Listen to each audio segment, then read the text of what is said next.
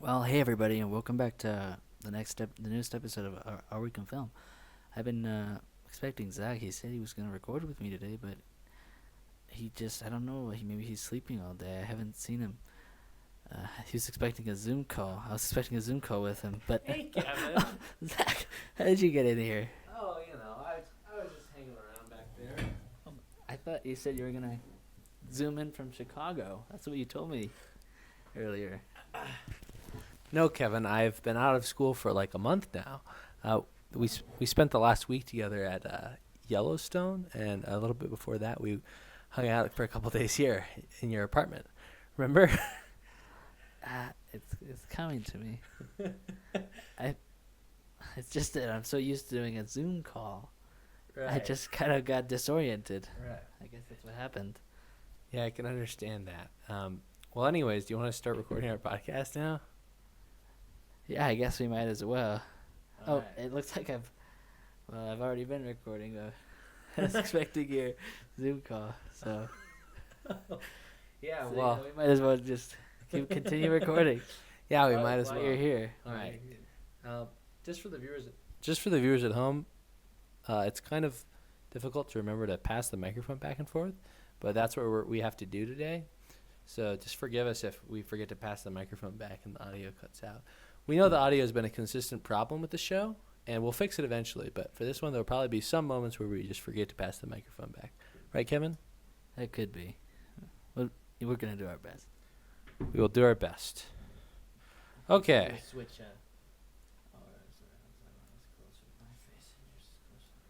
Makes sense.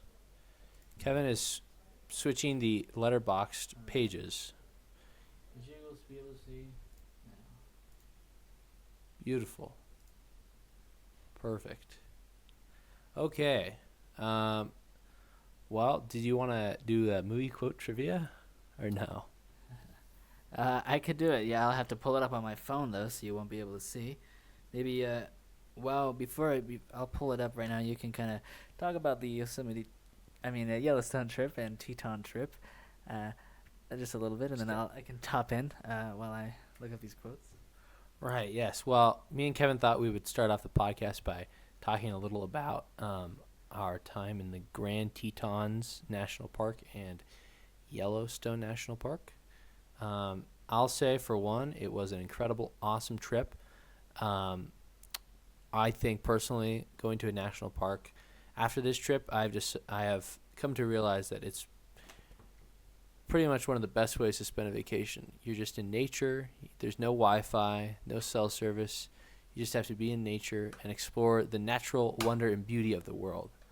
And the Grand Tetons, I didn't even know about them, but they're pretty awesome. I mean, the lodge we stayed in, which I'd never stayed in a lodge in a national park before, but they're awesome. Let me just tell you. At least the one we stayed in the Grand Tetons was incredible. It had the lodge was perfectly facing the mountain range, with just the most scenic, beautiful view ever. And we had this nice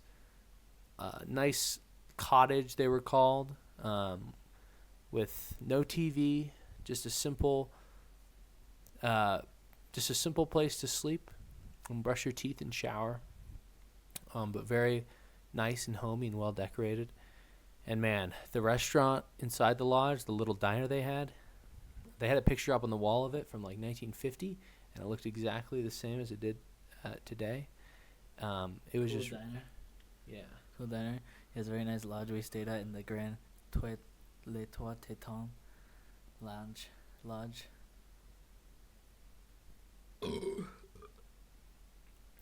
Yeah, and for those of you at home, Le Grand Teton was what the guys who used to go up there in the 1800s would call the mountains, and it's French for the three tits, the three breasts. I want to say tits because tête, but probably connected. and Well, do you want to talk about Yellowstone? Yeah, Yellowstone's very cool. I like the geysers. It's such a cool walk. I like walking along the plank. You can see all the geysers. There's all just little guys and big guys Uh-huh. blurbing and spilling steam. Gurgling, bubbling, Yeah, like the spouting bad out. guys. Old Faithful's cool. Yeah, we went to Old Faithful, the famous centerpiece of Yellowstone, I would say. Would you say? Yeah, that's what my magnet had. Grand Tetons is symbolized by the mountains. I think Yellowstone would be symbolized by Old Faithful. I would definitely agree. Fair to say. And I personally had never seen a geyser before, and I didn't really know much about Yellowstone. I just knew we were going. I knew that Old Faithful was there. I did not know that around Old Faithful were like probably 30 or so geysers that were active and were spewing out steam, and a couple of them we actually saw them erupt. Old Faithful is special for the fact that it erupts on a regular schedule, about like every 90 minutes, I think. Hour to 90 minutes. Hour to 90 minutes, yeah. Around that. Yeah, but there are lots of other geysers there as well, which some of them erupt daily, just not, and on a regular schedule, but not so frequently. And some of them erupt just whenever. The geysers were awesome. There's this giant pool called the Grand Prismatic that had just so much steam that was coming off of it from the geothermal forces underneath the ground, that standing there, it was like really, really cool, because I would get a massive blast of steam from the Earth's core in my face, and then it would be super warm and nice, and then it would be cold for a second as the steam cleared, and then I'd get another blast in my face. Yeah, very cool. Yep. And well, me personally, I would recommend all our listeners go check out Yellowstone. How about you, Kevin? Yeah. Do you want to speak on some of the nice restaurants and our accommodations in Yellowstone? I also like the hike where we went all down. That's super steep one. I went to the waterfall. That was a good one. Yes, that one was in the Grand Tetons. And that was when we went up to the waterfall. I'm talking about in Yellowstone. We went down to the waterfall. Oh, yes. Never mind. Very Yes. steep, narrow. Went down 600 feet and just slowly slanted downward. Yes, it was extremely steep, but the waterfall at the bottom was very cool. It's very cool, right next to it. And it was a good hike back up. All right. Well, I think with that, we can go ahead and move on to the movie quote trivia. Just remember, go to the national parks. They're awesome. Yep. So if you would just hold the microphone. Go to your local one today. And, well, I noticed that it kind of still looks like we're on a screen because, let's see, got like the split screen here. True, it does. On this side. Down here. That's right. Okay. You're going to need a bigger boat. Jaws. That's right, it would be Jaws. Well, congratulations on getting this month's movie quote trivia exactly right. First try. Thank you. All right. Now, shall we move on to our discussion of our media that we consumed this month? I would say with that we can move on into the movies. Perfect. And we're gonna cover the first 15 days of May, and then move on to some other things, and then move back to the movies for the rest of the month. Sounds like a plan to me. So I'm going to start out with my recap and review of The Fall Guy, which I watched on May 2nd. This episode is for the month of May, for those at home. I know it comes out in June, but we're going to be talking about the movies that we watched in May. So I watched this movie in theaters. It's one of the only movies I watched in theaters while I was in Chicago. I walked on down to the movie theater. Talking about it now is kind of making me miss Chicago and just the giant city nature of it, and the fact that I could just walk to AMC and walk through this beautiful city at any time. But anyways, I went to see The Fall Guy, and in my opinion, it was pretty good. It was somewhat entertaining. It was comedic. It was a nice romance between Ryan Gosling and Emily Blunt. It wasn't really like important or great, or really didn't really have anything to say. It was just kind of like a fun classic movie. I would put it in the category of a summer blockbuster, although I heard that didn't do that well in the theaters. But it's sort of like that vibe of kind of just being a fun movie with some action and stuff. And I actually forgot most of the plot of the movie. I think that there was probably some sort of evil villain in there at some point, some sort of nefarious plot. But on Letterboxd, I gave it 3 stars. And I would say probably not one that'll go down in the books, but definitely, if you want to go see a movie that's fun, entertaining, you could go check out The Fall Guy. It's probably not even in theaters anymore, but you could check it out on the internet. Mm-hmm. So that would conclude my review of The Fall Guy. Now we'll move on to Kevin's next movie. All right. Well, you watched that on the 2nd, and let's see. Well, on May 4th, I finished watching the 3-part miniseries of The Shining, which I watched over 2 days, I think. Maybe 3. I watched one part on one day, and then maybe skipped a day, and then watched the next 2 on another day. Mm-hmm. And gave this a 7 out of 10. I thought it was quite cheesy. It was a pretty low-budget miniseries. It was filmed, interestingly, where the hotel was inspired by Stephen King. That inspired the Overlook Hotel, him to write about it. So they filmed there, and that was nice and cool. But the acting and special effects are not quite as up to par as in the Stanley Kubrick movie, even though this one is so long after the original came out. It's much more accurate to the book, but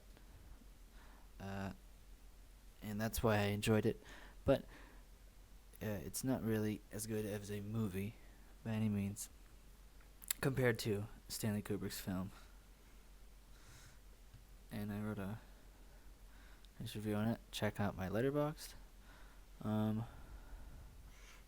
The kid who played Danny in the original one is a much better actor. Oh, yeah. That scene where he does the red rum, it's very creepy. It's all because of his acting.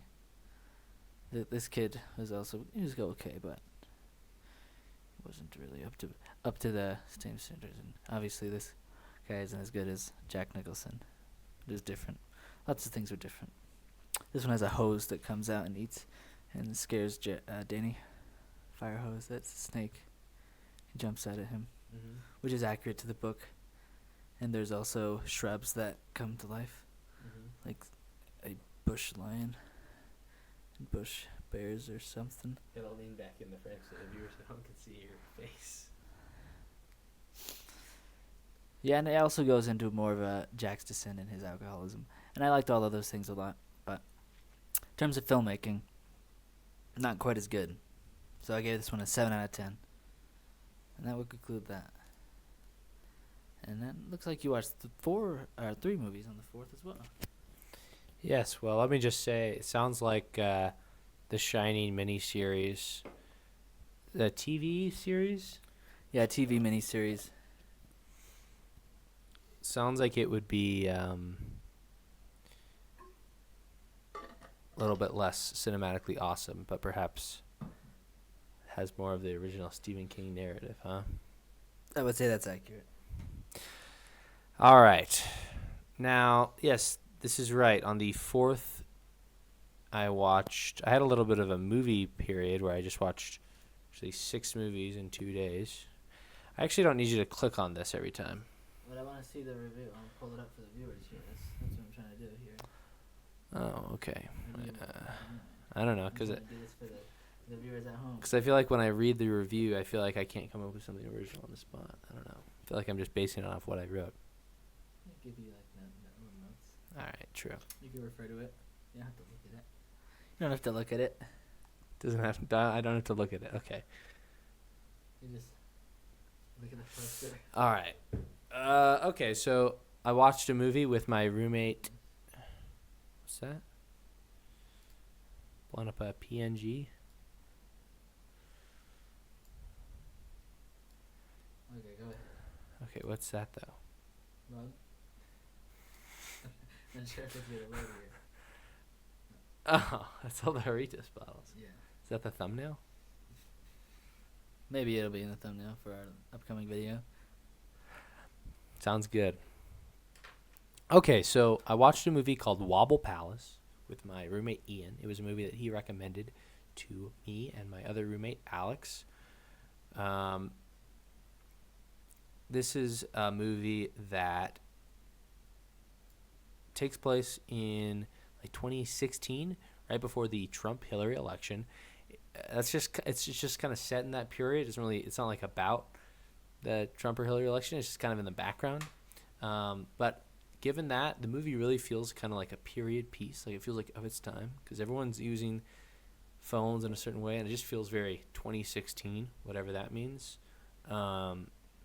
So I liked it for that. First of all, it was a good nostalgia trip. And the movie itself was just it was very independent feeling, very kind of fun and free. I don't know, very. I mean, it feels like a very low budget movie that's still good. A lot of it takes place just in this one house, and it's about this couple that met like 5 years ago. Actually 4 years ago. I think they met during the Obama 2012 election. And at the point the movie picks up, it's the couple is going through a rough patch, I guess, and the girl in the couple said that they should have an open relationship and should split the house on weekends, so that one night one could bring home a lady and the other night one could bring home a gentleman. That idea. And it's the main character is this really kind of pathetic guy who's really wants to be like a nice guy. He's just kind of weird, and he has this really. It's the director who plays him. He has this really horrible haircut. He's like totally balding, but he has his hair like tucked and put over like this for some reason to cover it. He's just really a weird guy, but he's kind of endearing in a way, and so is his girlfriend. They're both kind of like, I don't know, they're both like kind of not, they're kind of like characters that to kind of make fun of, but they're also kind of endearing and fun. And it's just an entertaining, good, pretty short movie that definitely has some artistic and independent charm to it, and I would definitely recommend it. I gave it 3.5 stars on Letterboxd, as you can see on the thing that projects it here. Yes. And then actually, if I'm not mistaken, I believe that I watched Hot Fuzz. I might have actually watched 4 movies this day. I think I watched Shaun of the Dead, then Hot Fuzz, then Wobble Palace, then The World's End late at night. Well, tell us all about the Cornetto trilogy then. Sure thing, Kevin. This is the second time I've watched these 3 movies. They are, of course, famously known as the Cornetto trilogy. They are 3 movies that are written by Simon Pegg and Edgar Wright and directed by, or is it written by Simon Pegg and directed by Edgar Wright? I think they co-write them. Shaun of the Dead. Details. Crew. Oh yeah. Right, yeah, they co-wrote it. Yes. Simon Pegg stars, Edgar Wright directs, and they also all star Nick Frost, Simon Pegg's real-life best friend, and one is a zombie apocalypse movie, one is a buddy cop movie, and one is a alien invasion movie. True. But they all have Simon Pegg as the main character, and different characters every time. First time, it's just kind of this frumpy 25-year-old whose girlfriend just doesn't really want to be with him because he kind of doesn't really do anything in the world. And then they get into a zombie apocalypse. And the second one is about this really uptight police officer who's really goes by the book, who gets assigned to this village, this English village where everything is nice, but there's evil forces lurking. And he has to solve the mystery of this chain of murders. And The World's End is about a 45-year-old alcoholic who had his best night ever when he was 18, trying to do a beer, what do you call it, bar hop, a 12-bar bar hop that ends at a bar called The World's End. And that was the best night of his life, but they never finished it. So he calls back all his friends who are now like normal, respectable businessmen, and they go together on this bar hop together. But it turns out that there's weird, mysterious people in the town that are acting kind of strange, and it turns out that they're actually aliens.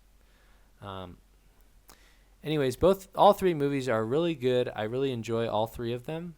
In my opinion, Hot Fuzz is the best, or my favorite at least. I don't know about the best, but I just find that I really like the Simon Pegg's character in Hot Fuzz. I just like how kind of Seriously takes himself. Exactly, and I like the dynamic between him and Nick Frost, their partnership.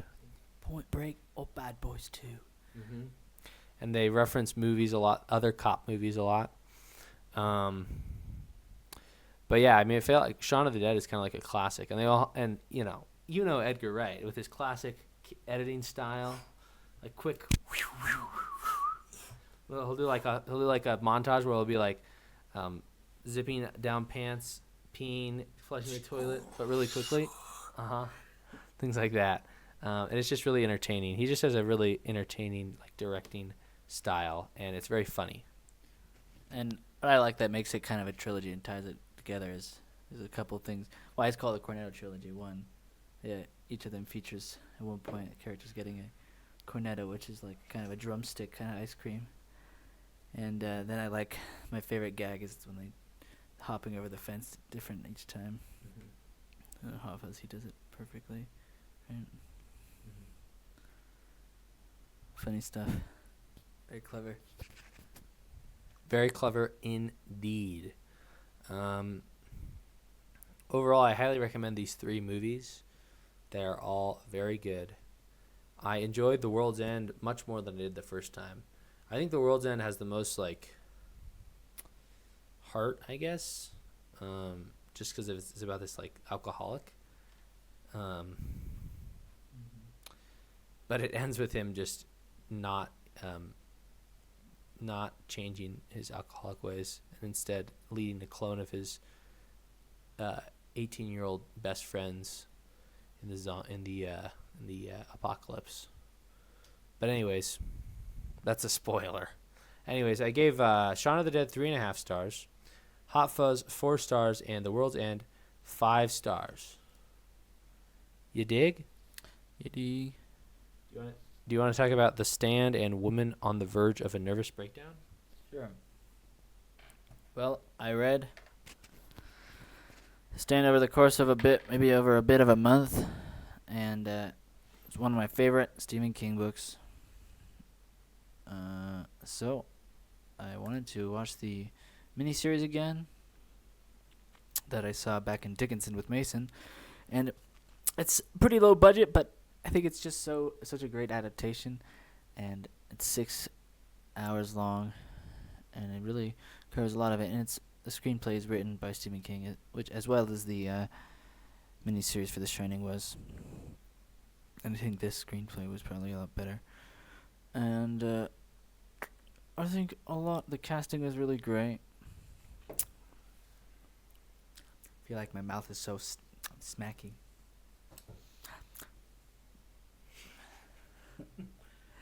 But I thought it was great. I gave it 4 stars. And you can read all my whole review here. Zoom it on your phone there. Don't you have to talk about the movie? Show them our review. Yeah, I have a comprehensive list of my thoughts here. But yeah, really great casting and great music as well. Loved when they played "Don't Dream It's Over," and also when they played "Don't Fear the Reaper."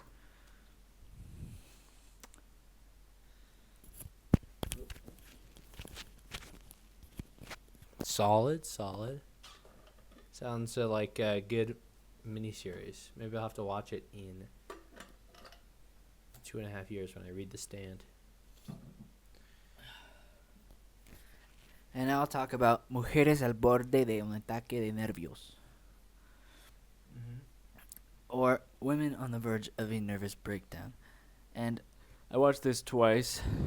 I have my Criterion copy, and I wanted to watch a movie that was in Spanish because I'm trying to learn it very slowly on Duolingo. And I understood tiny bits, especially with the subtitles. I was like, I recognize that. I know what they're saying just in that little sentence. But for the most part, without the subtitles, I could not understand what the heck they were saying. But as for the movie itself, I thought it was very entertaining. It was very funny, and the intro was very artsy, kind of nice. Especially the title cards. It's about this lady. Her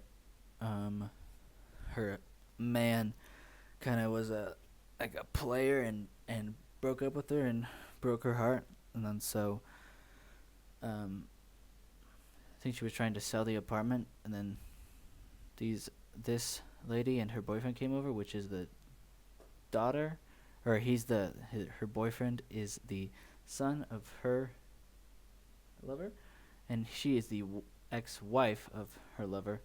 So, and she's a bit pretty crazy, and this is her friend, and these are the women, and these two are more on the verge of a nervous breakdown, and so is she. But she's kind of just uptight, but she loses her virginity in a dream, and she's calm at the end. But it was really funny.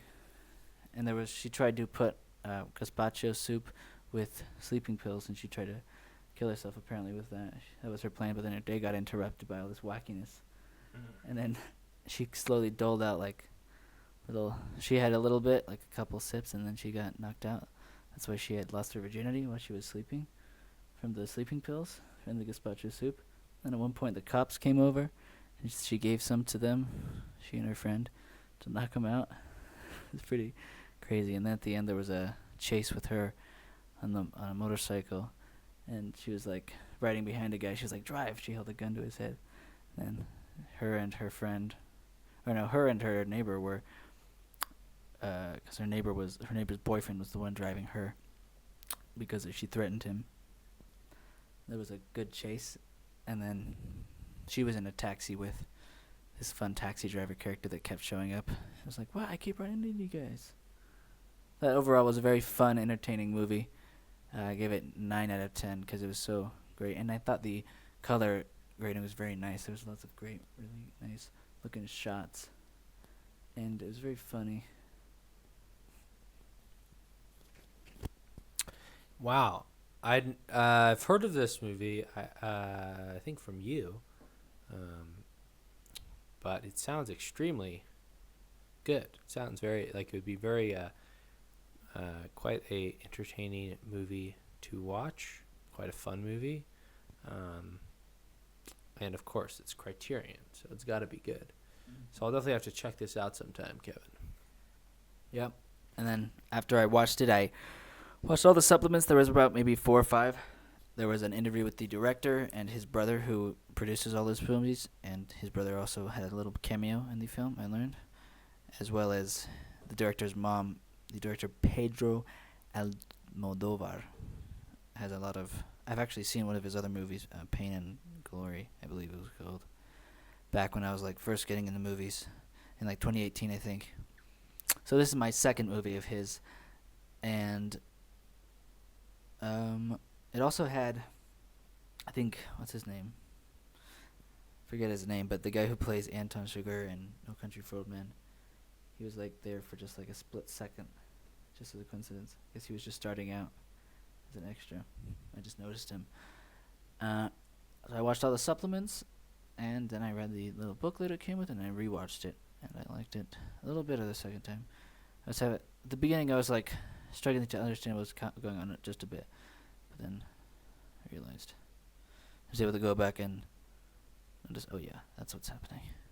Because the beginning was a little bit kind of artsy, and I was like, is this a dream or what? Were there any commentary tracks with the movie? No commentary track. Because I was going to say, I'm surprised you didn't listen to the commentary track if you were going to rewatch it. Yeah, well, there wasn't any. I think most of the people that worked on it speak Spanish, so. That makes sense. Okay, and I will continue talking about the two other movies I watched on the 5th. Of course, I watched The World's End late at night on the 4th, but I logged it on the 5th because it was after midnight. And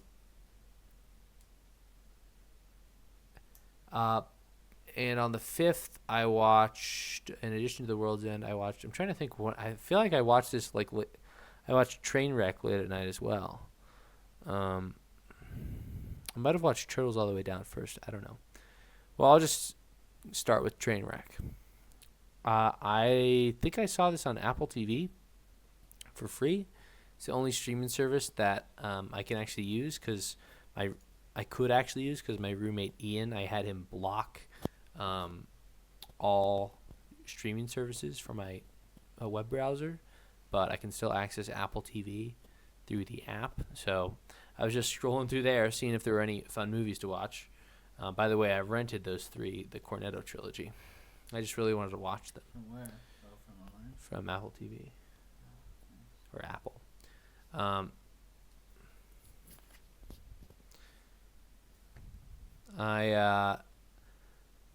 I watched this movie because I remember when it came out, Bill Hader and Amy Schumer were on Good Mythical Morning, and they did an episode together. Oh, no. And I always wanted to watch this movie. I like the poster. I think it's kind of silly. And I decided to watch it. And, it wasn't half bad. It was half good, I would say. I mean, nice. I like Bill Hader in it. Bill Hader's always nice to see. A lot of the jokes weren't that funny, in my opinion. A lot of it was just Amy Schumer kind of being this like, I drink and I smoke weed all the time and I'm fat. That was like her character. And she also has sex with a bunch of guys. Because she's a train wreck. And also her boyfriend at the start of the movie is John Cena. And then they break up. But anyway, she meets this doctor, Bill Hader. And eventually they end up liking each other. And then they get married, I think, at the end. Also, LeBron James is in the movie. And he was actually, I just read my review here. I was reminded. He's actually the best part of the movie, in my opinion. He's just extremely funny. He's Bill Hader's best friend in the movie. So yeah, if you like LeBron James, I would definitely check this one out. Nice. He played himself?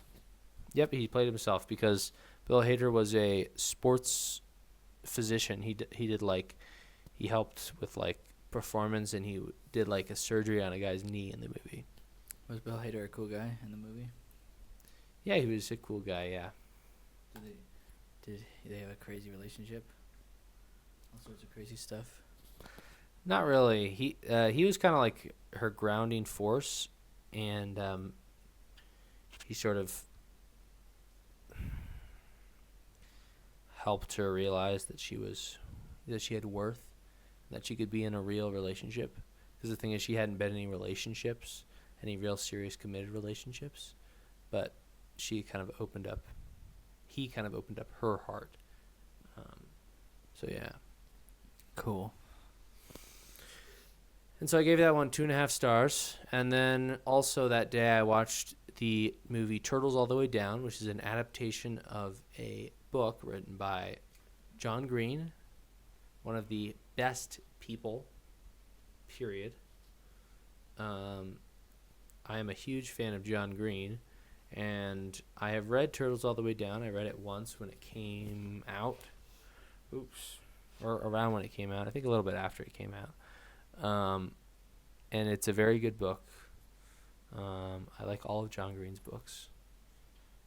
They're young adult books, but I read them when I was a young adult, and I enjoyed them. I really, really like Looking for Alaska, and I long to be in a boarding school, but unfortunately that ship has passed. But this movie adaptation was very good in my opinion. They portrayed the main character, Asa, and her struggles with obsessive-compulsive disorder very well, very realistically. I watch all of John Green's YouTube videos on the Vlogbrothers channel, and I listen to his podcast, so I know that he has OCD. That's why he wrote the book, and that he also made it clear that if he was going to sell the book rights, he wanted to have control over how OCD was portrayed. And I've been made aware that the movie has a very realistic portrayal of what OCD is actually like. They do these, like, Asa has these thought spirals where she just thinks about contamination and infection and what if this certain bacteria gets into me? Oh God, I'm already infected. And then she has this like kind of wound in her finger that she's constantly like popping. She's constantly like popping like the pus out of it because she fears that it's been infected. And then she'll like squirt it with hand sanitizer and reseal the Band-Aid. But she also gets involved in this kind of romance with this guy at the same time. And she has a best friend who's cool also. But yeah, this is Asa, the one on the left. And this is Daisy, her best friend, who writes Star Wars fan fiction. And they have nice scenes where they drive around and they're high school friends, and they go to Applebee's. And they always buy the cheap menu. But anyways, I really liked it. It's definitely like a. I mean, it feels like a young adult fiction movie adaptation. It feels like all of John Green's other books, really. It's just very. I don't know. It's very earnest. I would say it's very earnest, and also John Green is in it. Briefly, he plays a volleyball coach. Nice. It's his first role in one of his own books. He was going to be in The Fault in Our Stars, but his acting was so bad that the director cut it out. Wow. That's fascinating. And John Green always jokes about that, talks about it, and he also talks about how every year he gets like a check for like 12 cents because his performance is in like a DVD extra. So he gets a cut from DVD sales. Wow. Awesome. Anyways, I gave it 3.5 stars. I would recommend it, especially if you're a fan of John Green. Awesome. Love the review. Sounds like a good one. Thanks. All right. Did you cry when the mom said "We're Here" song? Yes. How does the "We're Here" song go? We're here because we're here because we're here because we're here. We're here because we're here because we're here because we're here. That's a nice one. That song is. Sing it like that. Well, that's the melody. Yeah. I mean, I don't know if we have different voices. Sing it slowly like that. Yeah. The song is one that soldiers in World War One would sing to the tune of the song "Old Lang Syne." Let old acquaintance be forgot. You know that song? Uh-huh. It is a song that World War One soldiers would sing when they were in the, in the trenches fighting the Germans, and they didn't know why they were even there. They were just there fighting the British soldiers, and they would sing that song just to keep their spirits up. And then one of John Green's friends heard that story and told it to him, and John Green thought it was really beautiful, and he made a video about it like 7 years ago. And then it really took off in the fan base, and a lot of people will just comment in the Vlogbrothers videos, "We're here because we're here because we're here." Mm-hmm. It's like a nice in-group reference. But anyways, I really like the song. I think it's beautiful. Awesome. Do you want to take the microphone? Yep, I'll take the microphone from here for the next couple movies. Well, on the 8th, I watched Children of the Corn 5 Fields of Terror. And I already don't remember almost anything about this. Like I wrote in review, what I stick with, what will stick in my head, is this guy here saying, smeet.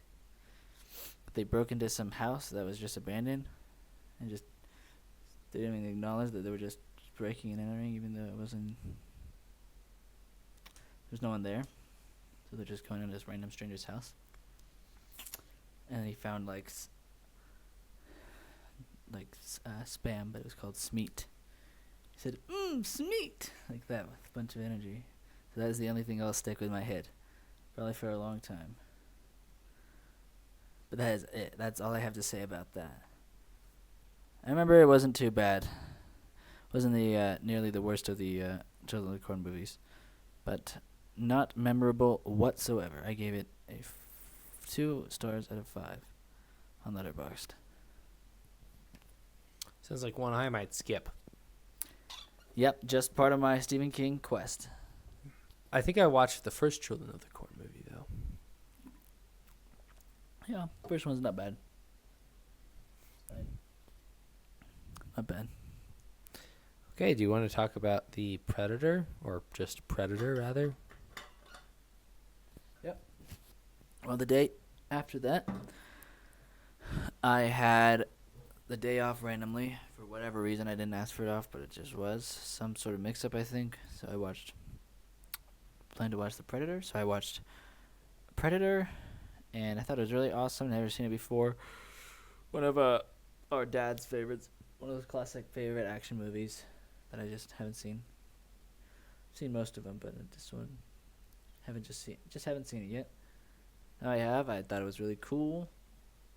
Thought the action was really nice, especially that scene where they were just blowing everything up when they found the base near the beginning. That was just super over the top.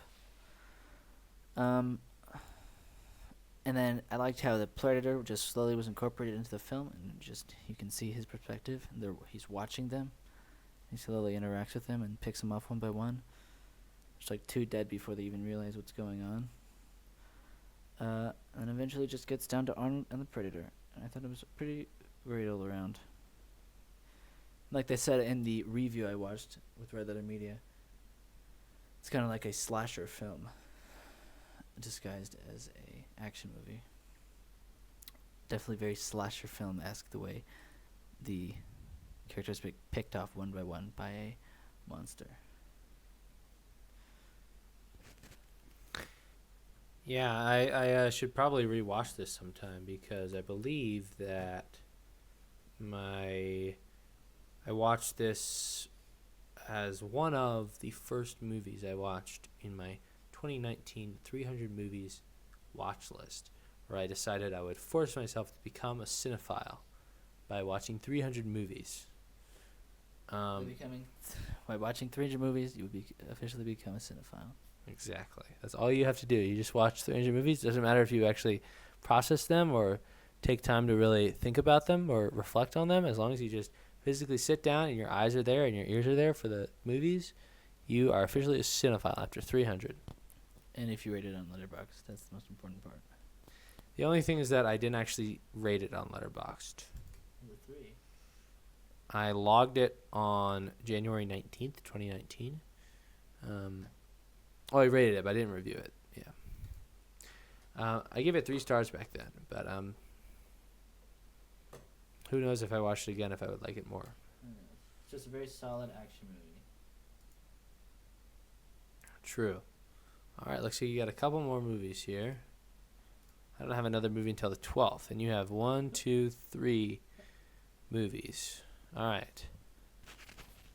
All right. Well, next I watched The Dark Backward, which was a very strange movie, but very funny in a very weird way. Very kind of specific and just odd. I watched this because it was a recent review with Jay and Josh.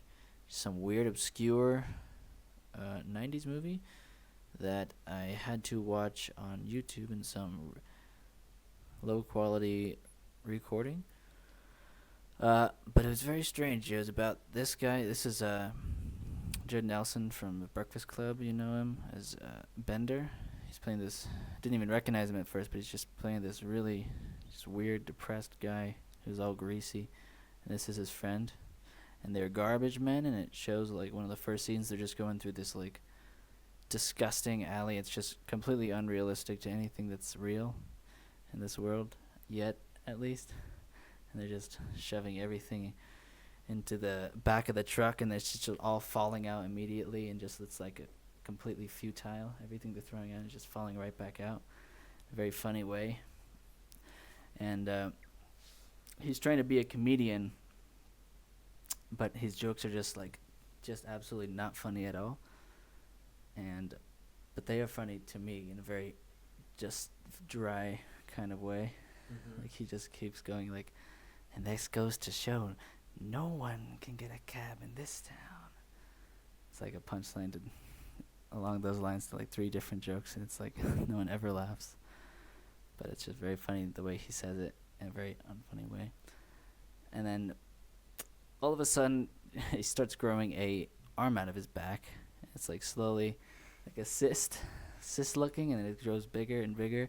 And then and it's already kind of like a dystopian, unrealistic world. There's like signs that say like bacon, it's bacon something. It's like something that it's not good with bacon, and it's like there's just like this one corporation that owns everything seemingly based on all the advertisements you see kind of in the background. So it's kind of just a weird, kind of creepy dystopian world. So it's called The Dark Backward, I think, just because it's a very backward world. And he grows a back out of his arms. Starts to happen, and then James Caan plays his doctor, and the doctor's like, I don't know what it is. It's like he's just a very funny character, and he's like, does it hurt when I touch it like this? And he just pokes him incredibly hard. He's like, yes. Funny stuff like that, and then it grows fully out. It starts out as like a baby hand, and then it's fully like a whole arm growing out of his back. And then he can't get any gigs because, well, he can't get any like real success besides just like local venues, just for like comedy night, until he gets the arm, and they approach this guy, who's becomes his agent, and since he just has an arm on his back, that becomes the gimmick. So he just tells the exact same lame jokes, but then just does a very slow, sad spin 360, and it shows his arm. That's the whole gimmick. Mm-hmm. And then he says, well, I should do something. Maybe I play my accordion. He said, that's not enough. He said, well, maybe in between each joke, I play my accordion, and then after that, I go to the left side and play it. Then after that, I go to the right side. I said, okay, now that's a gimmick. And it's very funny. Very strange. I give it a 7 out of 10. I thought this guy maybe was a bit too obnoxious. There was like a scene where he was just eating dog food and pouring it on his chest and going like, he's like spilling it in his mouth. It's pretty disgusting. But I think that's just part of it. But I didn't really enjoy watching that part. Wow, this movie sounds really interesting. Looks like it's pretty obscure. Only 3.8K viewed on Letterboxd. But sounds really good. I should check it out sometime. Billy Bob Thornton. I have to go Rob Lowe was in it too. It was a very strange. Patron at Sloppy's. Okay. Well, you know. The Dark Backward from 1991. And then after that, another Stephen King movie from 1998. I watched Apt Pupil, which is about this kid who learns about World War II and Nazis and everything, and learns about the Holocaust, kind of for the first time, learning all the details. And he sees pictures of starved concentration camp victims, and he's just like fascinated by the horror of it. And then he finds this guy on the train one day and like notices him from like his books. He realizes he's a Nazi that's fled to America. And then he kind of like hunts him for 3 months and like stalks him and takes pictures and like gathers evidence to like be able to blackmail him into basically just sharing everything he knows about his experiences and just telling him his whole story and all the like just horrifying details of it all. Because he's like a pretty high up guy. He like worked the gas chambers, and so that's basically it. And he like just gets very disturbed throughout the novella and the movie. And he like at one point buys, I don't know if it's a real one, but probably just like a fake SS uniform for him. He's wearing it in the poster here. There's a scene where he like commands him to march, and he's like marching back and forth. He's like, march right, and he shifts over it, and then he starts like howling just without even being told to, because he like snaps back into the past, and he's just like he's like, stop, I don't want you to do it anymore, but he keeps going. He's like, he's getting disturbed too. It's very dark, very disturbed. It's very strange. Stephen King wrote this. So they both get kind of like more and more disturbed as it goes along, and he invents. It's way dark. It's still even darker in the book. He starts like murdering homeless people, just throughout the night, like who he considers scum, and he puts like a stray cat in his oven to like go back to the days when he would gas people. It's just, I don't know, very very crazy stuff. He only puts the cat in the oven once in this movie. There's a scene. I don't think he even goes all the way and the cat gets out first. But in the book, they definitely do it, I remember. And at one point, he like brings they only do it once in the movie, but Ian McKellen's character, the Nazi, brings home a homeless person at one point and then just stabs him in the back and then knocks him down the stairs. And then eventually he gets found out by a Jewish guy who's in the hospital with him and recognized him, who made it out of Germany as well. And I thought it was a very good adaptation for the most part. But then I realized I already knew it was directed by Bryan Singer, who's obviously a known disgusting pedophile. And so I was going into it being like, well, I'll just watch it, and I don't think it'll have anything to do with him being a pedophile.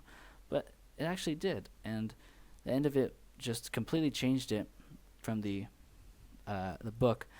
And instead of him going, the student going on like a killing spree at the end, he just blackmails his teacher and says he'll threaten everybody and call him a pedophile if he tells anybody what he knew, which was that he's been doing this the whole time with the old man, and his parents didn't know.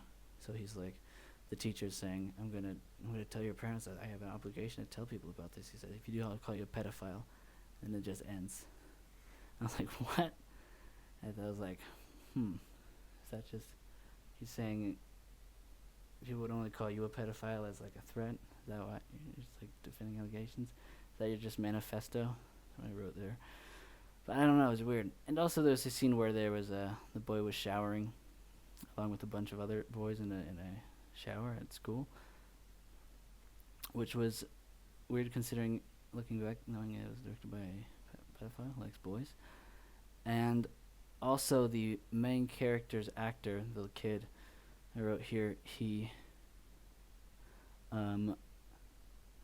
eventually overdosed like less than 10 years after this movie came out, and eventually like got charged with a drug possession soon after the wrapping of this movie, and went basically on a downward spiral.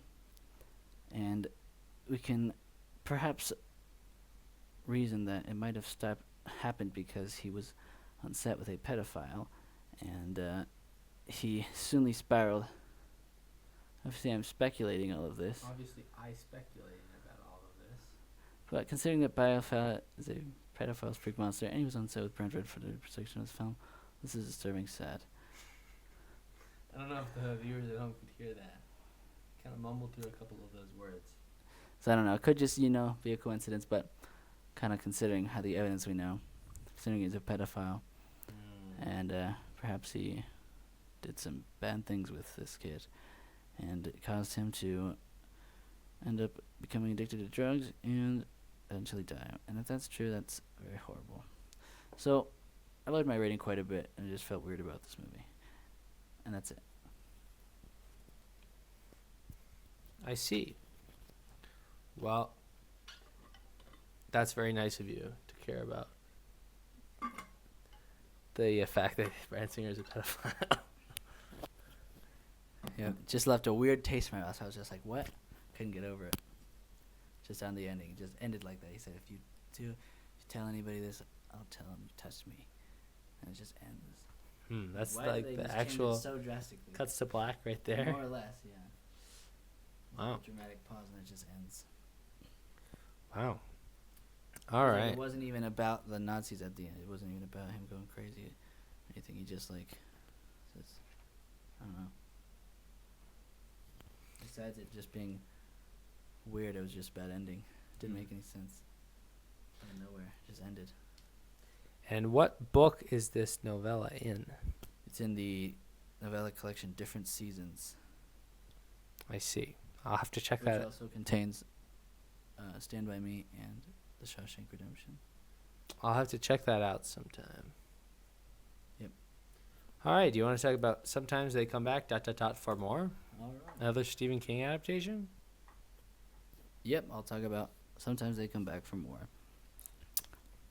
This is the third Sometimes They Come Back movie, which is a small Stephen King franchise that's pretty much unknown. And it's just based on a pretty short story from the collection Night Shift, his very first one, very early on in his career. The original one is about a guy who moves back to his hometown and is haunted by his old bullies who died and who also got his brother killed. At least I think that's what it is. That's what the first one was based off of, the movie. I'm pretty sure that was pretty accurate. But it's about, the first one and second one were pretty much about people coming back from the dead to kind of haunt you that were related to childhood trauma as well. But this one is more like The Thing, it kind of reminded me. They were on like this isolated base in maybe the Antarctic or somewhere very, very isolated and cold and snowy. And there was just like a demon on board. And yeah, it didn't really have anything to do with the original two, except for one scene where they go into this room and see a map. And there's like triangulated areas, and the other two, besides the one where they're at, is referencing the two other characters from the previous movies. But I'm not sure if they just like kind of shoehorned this in, and it was kind of one of those American Psycho 2 situations where they kind of just decide to make it a sequel. Just kind of pull up a old random screenplay. Not sure. I think that's also what they did for The Rage, it felt like, and I think I read that in the Wikipedia article too. But this is not very good, pretty boring, not very good acting, not very good pacing or anything. It just kind of goes from scene to scene. They just keep doing stuff.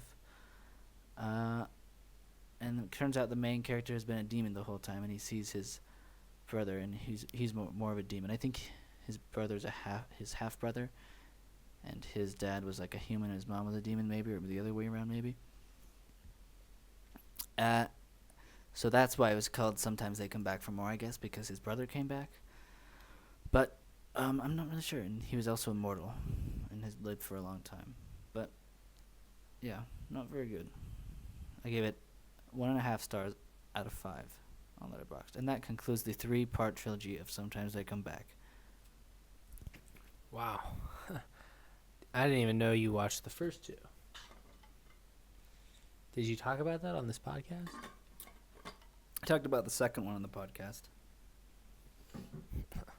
I don't remember. All right. Well, I actually have to go pee. I have a movie to talk about, but I really have to go pee right now. Okay. I'm going to make some food and then pause the recording. All right, everybody, and welcome back. We just had a little break there, and we're just going to right back to the movies. And the next one, is watched by Zach on the 12th of May. And let Zach tell you about it. That's right, folks. On the 12th of May, I watched the classic Richard Donner directed, Christopher Reeves starring superhero film, the OG, the original classic superhero film, Superman from 1978. Awesome. I have memories of that nice. Do you still have that? The 5-disc Superman DVD set? It might be somewhere in my bed. Because that was really awesome. But this movie is really, really cool, and I really, really enjoy it and like it. It's super just classic, and I don't know, there's something so wholesome and, like, again, earnest about the movie. Like, Superman is just a very noble guy, and he's just doing good, absolute good. He's just been trained to be the perfect moral being, and yeah, it's really cool. I think that Christopher Reeves acting, switching between Clark Kent and Superman, is really good. He's good at switching between those. And I also just think the whole intro in Krypton, it just looks really cool.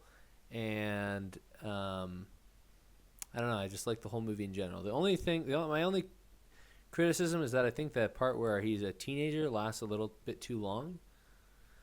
I wish that maybe it spent more time with the Superman character, doing more stuff, maybe even. More heroic stuff? Yes, exactly. More heroic stuff. And Marlon Brando is also great. And Gene Hackman as Lex Luthor. It's a classic role. Yeah. First thing I ever saw Gene Hackman in, that's for sure. Way before I ever saw The French Connection. I haven't seen that one. This is the new Humphrey Bogart, because I'm not sure if I know who Gene Hackman is. Gene Hackman, he plays Lex Luthor in Superman. I see. Have you seen this guy before? Well, I know Lex Luthor from that movie. I'm not sure if I've seen any of these other ones, so. He's in the Royal Tenenbaums. Have you seen Haven't that? seen the Royal Tenenbaums. No, not man. yet. We should watch the Royal Tenenbaums Gosh. together sometime. We should watch the Royal Tenenbaums together sometime. Yeah, maybe. Be nice. All right. Bird Cage, I've heard that one's good. So anyways, me personally, I gave it 3.5 stars. And also, I got to tell the cool story behind it, which is that the reason I watched it is because me and my dad went to Detroit because my dad is trying to see all 30 baseball stadiums, and he invited me to tag along on my way back from Chicago with him to Detroit to see the Tigers play 2 baseball games. And both of the games were pretty fun, pretty enjoyable. I liked the second day. It was a day game, but the weather wasn't too hot, so it was pretty cool to be at a day game where I'm not like sweating my balls off. You know what I'm saying? Yeah, nice weather, a nice ball game. Nothing nicer. Yep, exactly. Couldn't have said it better myself. Did you get any snacks there? Yeah, the first night I got a bag of peanuts. Classic ballpark food. Nice. Did you share them with Dad? No, I didn't give a single one to Dad. Nice. Dad had a pretzel, though.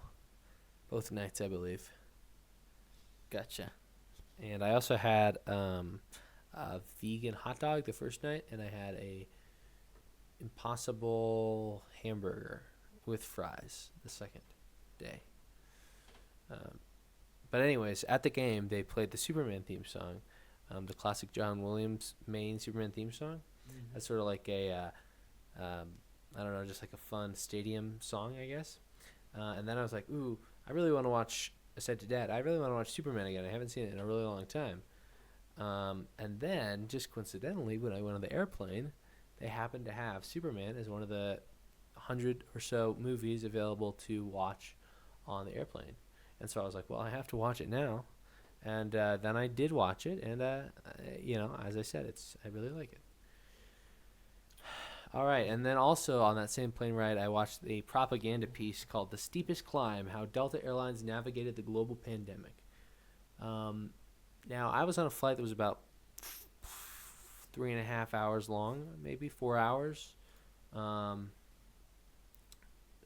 hours, I believe, and so there wasn't enough time to really watch. Whole hour of this? There wasn't really enough time to watch 2 feature-length movies, and this one was like the shortest one available. It's just a documentary made by Delta about how they as a company handled the COVID-19 crisis. And then they also go into how they handled 9/11 and how... Chapter 11. 9/11 to Chapter 11 to the COVID-19 pandemic. No stranger to challenging times. Yep. And the craziest thing about this is that there's so many weird like fanatics of Delta who have like Delta seats at home, and they're like, they have the diamond platinum status, and they're shown in the movie, and they're all like super excited about Delta, and they think it's like the most awesomest thing in the world. And then they also just make Delta seem like a really great company, because they always talk about how much the employees like working at Delta, and how the employees bought Delta a plane one time. But anyways, I gave it 1.5 stars, just because mostly it was propaganda, but also it made me think a little bit about COVID-19. There was some interesting info in there, and made me sort of reflect on that period, which I hadn't really done too much, to be honest. I hadn't really ever processed what happened. Just sort of went on with my life, to be honest. But so this was a good chance to sort of get a little bit of a kind of remind myself what actually happened. It was crazy. The whole world shut down, right? Right, Kevin? More or less, yeah. Yeah, it was certainly a once in a lifetime event. Hopefully, hopefully. Yeah, last one was in the 1920s with the Spanish flu. It's like only 16 people have seen this. So it's probably gonna be your most obscure movie for the year on your stats. Oh yeah, I would believe so. I could check that, right? Yeah, you could. Stats for 2024, right there. You could just click on that. This, I pay for Pro, personally. I pay for Patreon. Gotta have that nice aesthetic.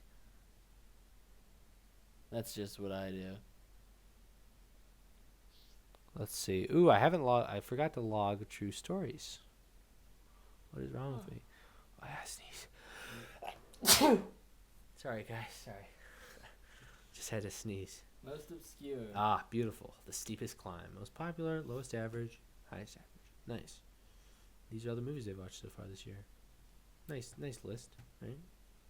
Good amount. A little teaser of what's to come later in this episode. All right. I think that's it for you there. You watched the Steepest Climb on your flight to Detroit. Mm-hmm. Nice. Sounds fun. All right. Well, then I watched Carrie, the original 1976 version from Brian De Palma. And I think we can just discuss this now if you want. Since you also watched it a little later down the month, unless you want to talk about that when you watch it. Well, We can combine our conversations if we have overlapping movies. I would certainly like to talk about the book and then talk about the movie. Okay. Well, I guess I can just give quick thoughts on this and then talk about Carrie 2, and then we can go into the next section, because after that will be the 15th. I rewatched this because I was going to watch The Rage, Carrie 2, and I wanted to get a little refresher. I hadn't seen it in like 2 years now since I reread the book back in 2021, I think. 2022, early 2022, like in January. And I just think it's a really great movie. I really love it. Yeah. I really think it's sad. I love the part where Mrs. Jordan is even though that's not her name, but she's looking at in the movie. That's not her name, but in the book it is. You know, us real fans would know. She's like looking at her. She's like, after she finds out she got invited to the prom, she like takes her in and she's like, you need to be more confident. Look how beautiful you are. Just look yourself. And then she's like trying to like cheer her up, and then you see in her face like she knows, and then it cuts to her talking to the other two kids. She's like, why would you do this? She's trying to cheer her up, but at the same time she already knows they're messing with her. She says very sad. I like her character a lot. The gym teacher. Mm-hmm. She tries very hard, but then she just dies. Mm-hmm. But she doesn't die in the book, but she dies in the movie. And it's very good. Doesn't she die in the book? Isn't she a chaperone there? Yeah, but isn't it at the end there's like a letter saying, I resign, I would kill myself before I teach again. That's true, yeah. But she definitely dies in the book, I think. I mean, in the movie. And I think Sissy Spacek's very good. She has a very kind of... It's very awkward. It's very beautiful, though. Just because it kind of... I don't know. Carrie's all fat and pimply in the book, right? Mm-hmm. But she's pretty skinny compared to the description in the book. She's pretty thin, actually, I'd say. Would you agree? Definitely. But she's very pale. She has an odd sort of look to her, right? Odd sort of beauty, yeah. She's beautiful, I'd say. Yeah. Her actor. Mm-hmm. Yeah, very good. I like the part where she gets covered in blood and she closes everything. Interesting editing. And it all at loops and goes, "What? They're all gonna laugh at you," over and over like that. Mm-hmm. It's all kaleidoscopic, different the different people. It shows her in her head. She thinks the teachers are laughing at her too, Mm-hmm. and she just goes crazy. In the book, she goes even more crazy. She just destroyed the whole entire town forever.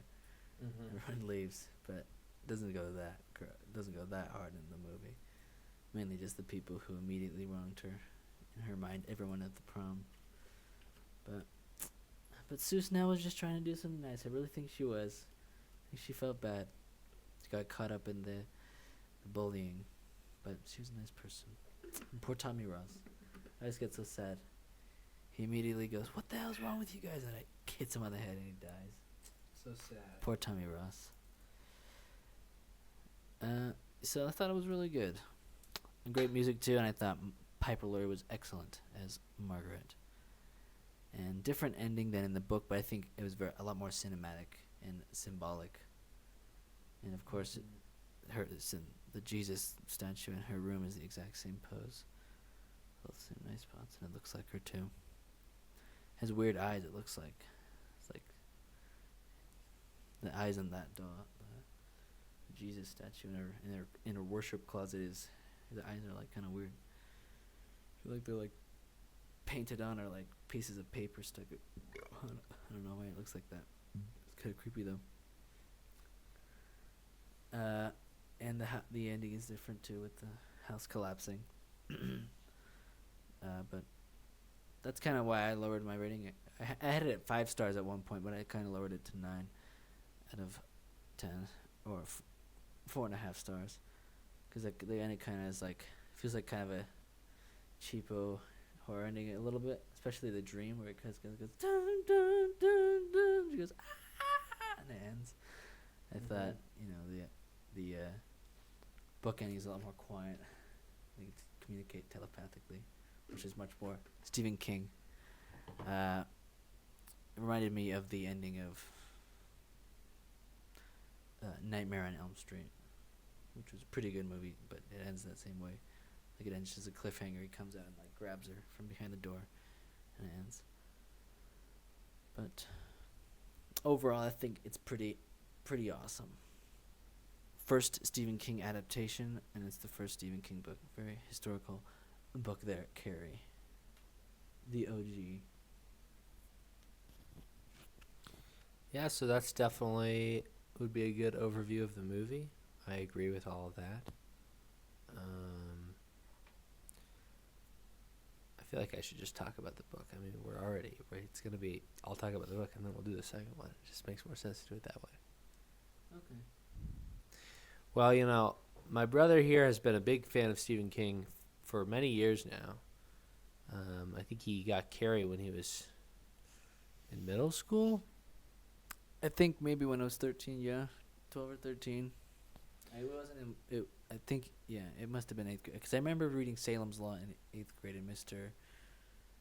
Whoever the computer guy was, forget his name, the teacher for the wheel class, the coding class, forget his name. But I remember reading Salem's Lot and wasn't able to get into it as a kid. But I read Carrie all the way through. But that was the only one I ever read and stopped for a while till like after I graduated high school, I think. And then the beam pulled me in. Right. Yeah, there's certainly this very interesting supernatural force that runs, it seems to me, throughout many of Stephen King's books. And this book is written in a very interesting style. Now, I haven't read a lot of books, so I don't know if I'm just showing my amateur reader status by saying this, but I just found it to be really unique the way he intercut parts of books, parts of newspaper articles, and how he sort of kind of drew you in by kind of revealing little bits of the story from different periods, like slowly throughout and in a very strategic way, so it's very enticing to read, you know? Yeah. Do you agree? Yeah, I'd have to go back and reread Carrie again. It's 2 years ago. I got to read it for the 50th anniversary this year. Yeah, well... I was kind of just... Here, you should hold this. I'm going to go show the audience the book I got you. I guess I didn't necessarily realize how much it slowly revealed stuff because I already kind of knew everything that happened, maybe. So, but that's cool that it slowly reveals stuff through the other non-main story sections, such as the essays or My Name is Sue Snell, right? Or what is it? Just like newspaper articles, stuff like that. Yes, and Zach got me a very nice, cool gift, and apparently he's gonna try to give me all the cool gifts of Stephen King imitation first editions, which is in my mind just as good because I don't really care about that fact that it's the very first printing. I just like the nice aesthetic of that old print, and I think it's cool, especially Sam's Lot, like Zach said. It says, from the author of Carrie. And that's it, because that's the only one he'd written at that time. And then, as it goes on, it starts to put more on the cover and advertises from the author of Salem's Lot and Carrie for Shining, and so on. And the font is cool. I always like the nice fonts, and it even comes with a little kind of like leaf art at the beginning of the chapters, or at the beginning of the parts, which my paperback edition, that was kind of just the mass market paperback, the ones that can kind of fit in your in your back pocket if you got reasonably big pants. Those were kind of just kind of cheapo. The font is not very good, kind of pretty generic, not very cool, and it doesn't have cool little art in the beginning. Even if it's just a minor little drawing, I still think that's pretty cool. So definitely trillion times cooler than the edition I have. Thanks very much, Zach. And thank you very much for the Salem's Lot one, which I will also read sometime because it'll be a whole cool new experience.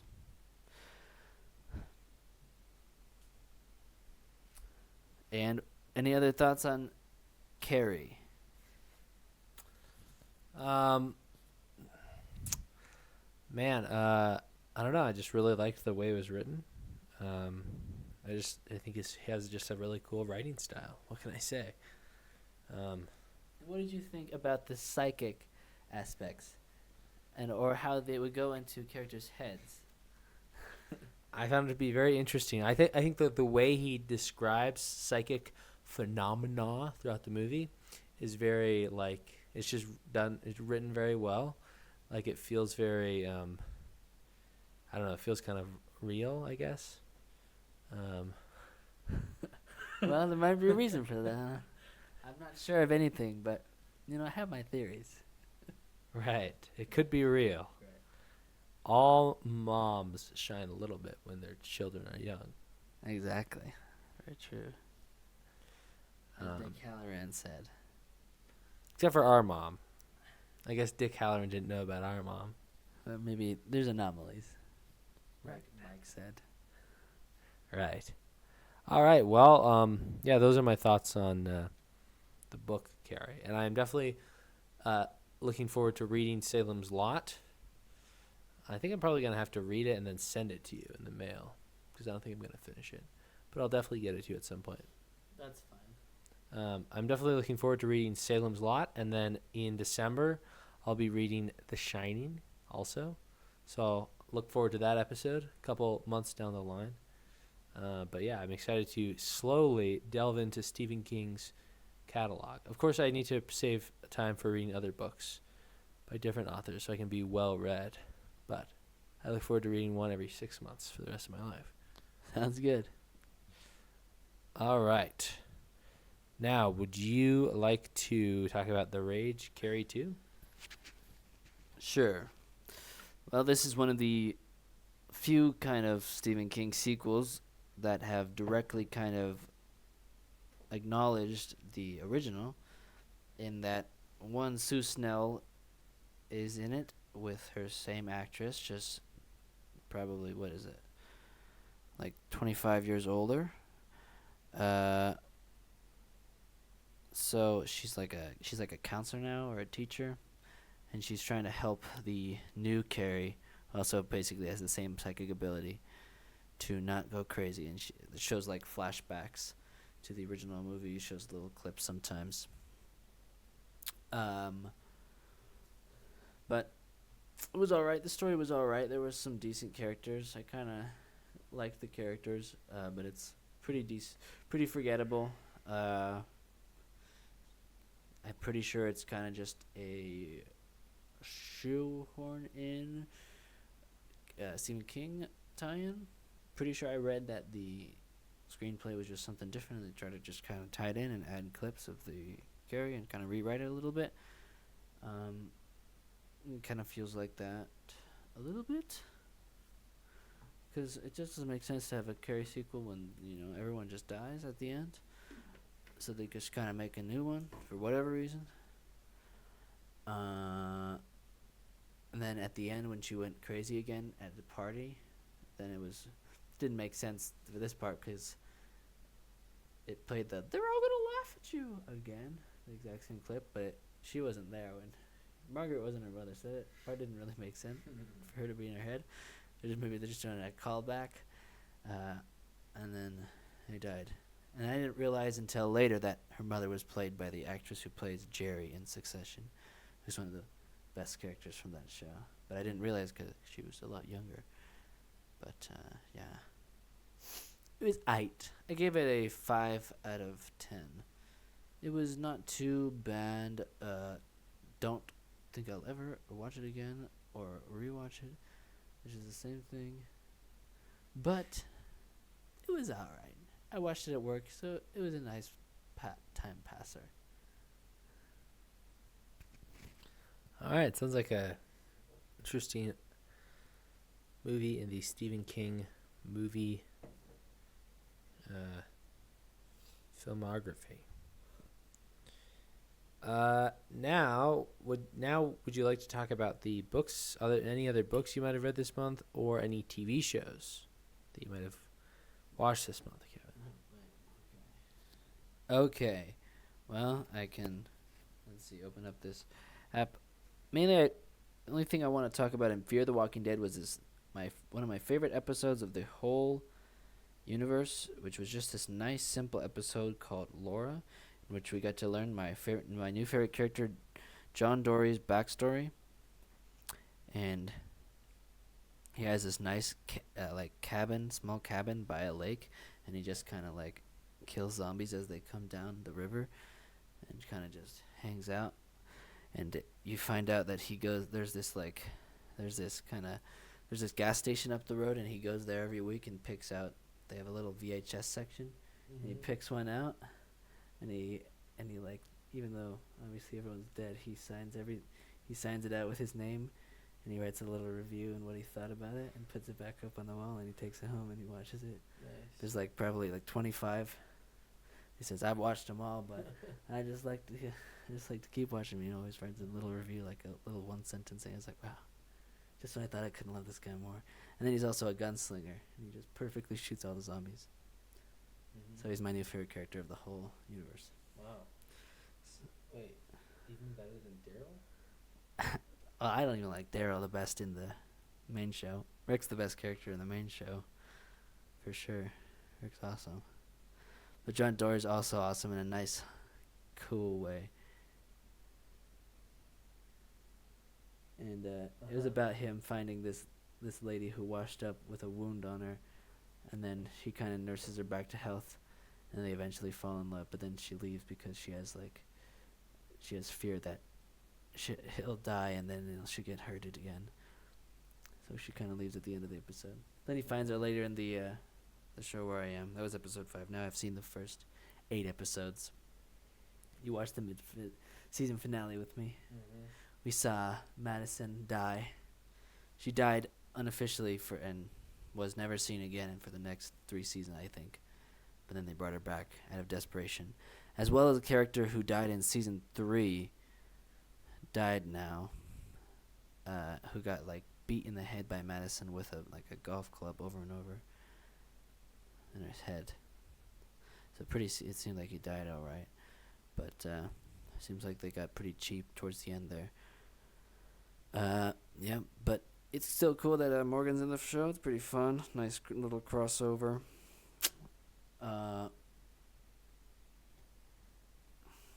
Did you like the episode you watched? Yeah. I don't know. It was sort of entertaining. Kind of reminded me of like Arrow and The Flash. Like that quality of TV show. It's kind of just not as good, but I have the commitment. I have committed to watching the entire Walking Dead universe. I have to start what I finished back in middle school. Right. Yeah. So that was the mid-season finale, and we'll see what happens next. Can't believe Madison died. I hope John Digley's okay. Just kidding. His name is John Doerr, and he's my favorite character. The top 2 episodes, that was actually elevated. That was an elevated episode for me. I think it would have been better if they didn't have any zombies at all. That brought it down by like 2 points. But I'd give that one like an 8 out of 10 episode. Maybe. I just love that he rented the movies and wrote movies.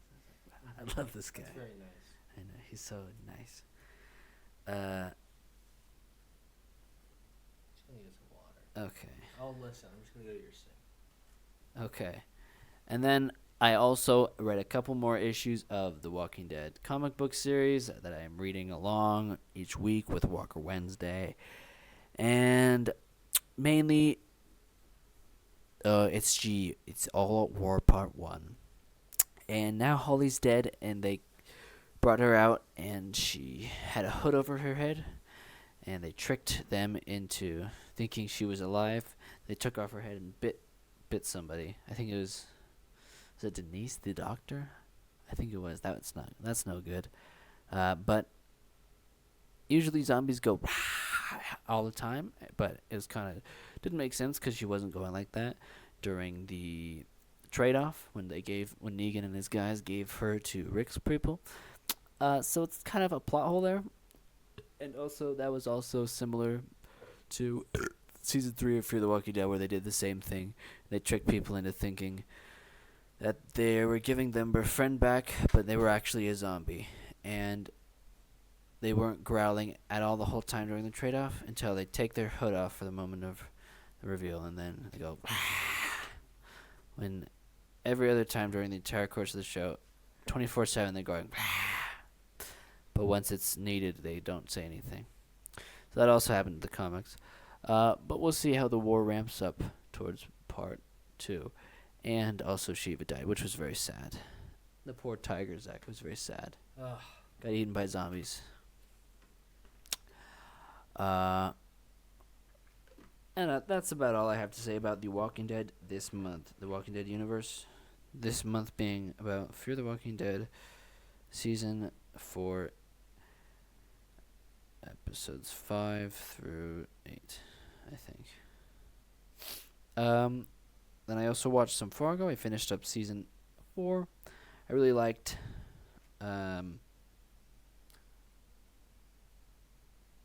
Duffy's character, played by, I forget his name now, Timothy Oliphant.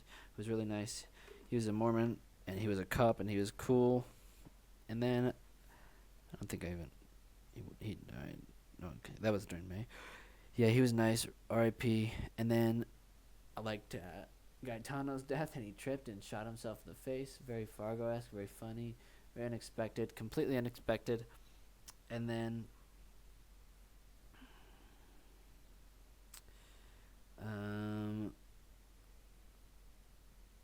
yeah, and then I watched a lot of SpongeBob there.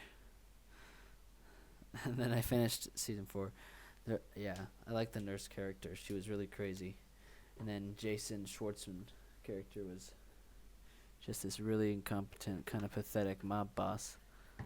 And his older brother was like huge, and he was like he was sent back to Italy at a young age, so he had a much thicker accent and was way more Italian ethnically and like heritage wise than his brother, who was the acting boss after their dad died. And he was, it was a nice relationship between them two. But then the big brother eventually, after killing the cop that they were working with the whole time, he accidentally tripped and shot himself in the face with his gun and just died, just randomly. Wow. And it was very Fargo-esque death. He was one of like the main villains, and he just dies like that. But that's kind of the tone of Fargo. It's just some things just happen. Yeah, and then Jason Schwartzman character died at the end because he was sleeping with this nurse that euthanized their dad, the original boss, because she's just a complete freak, and she collects like mementos, little trinkets from all her victims that she murders.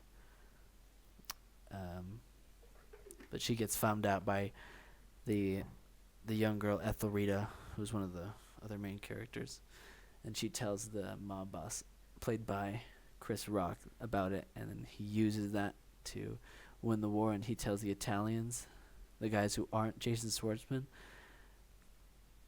and he gives them that information that he's been sleeping with her and that she killed their boss, and then they kill them both, and she says, can you kill him? They say, like, any last requests? And she says, can you kill him first so I can watch it? And then they oblige and kill him first. She goes, oh, and she, like, gets, like, really excited and, like, just, like, fascinated. And then she turns back around and they shoot her, too, and kill her. She was a really crazy, crazy character. I was really, like, hating her. But then kind of at the end, I was like, I kind of just like how crazy she is. Especially when she just, like, looked in just, like, complete excitement and awe at his dead body. But she was a really crazy bitch the entire show. So that was Season 4, and then I started Season 5. I watched the first 4 episodes. You saw a couple of them. Mm-hmm. It's the most modern one. And that Season 4 took place in 1950. You kind of see the origin of the Kansas mob. It's kind of been in the background of the show, or more in the foreground in Season 2. But this one, no real mob ties yet. It's mostly John Hamm is the sheriff. He's kind of the main villain of this season. He's a pretty corrupt, questionable sheriff, and he just kind of makes his own law and thinks that's okay. And his son, played by, what's his name? Steve Harrington's guy? Joe Keery? Yeah, right. Joe Carrie. He's a complete asshole douchebag. Kind of definitely conservative. Kind of got a don't tread on me thing on his wall. You can kind of and he like just pumps himself up and says, "I'm not a loser. I'm not a loser." You can kind of tell kind of the guy he is. Not a good guy to be a sheriff's deputy. So they're kind of some crooked douchebag cops, kind of, and they work with this guy to try to get his ex-wife back, who's now been separated from him from 10 years and is going under like a new identity and faking her Minnesotan accent, and is with this kind of very milquetoast kind of naive guy, and they have a daughter, and her new husband's mom is extremely rich and she's a lot more smarter than her son, and she's very stuck up and annoying, and she has a lawyer as well, so she's pretty powerful and very vocal, and very funny that her son is like that, and she acts like a very, very sweet, nice, kind woman to him, so he's like desperately wanting that affection he probably doesn't get from his mother. But and then the other angle is just the creepy, insane guy.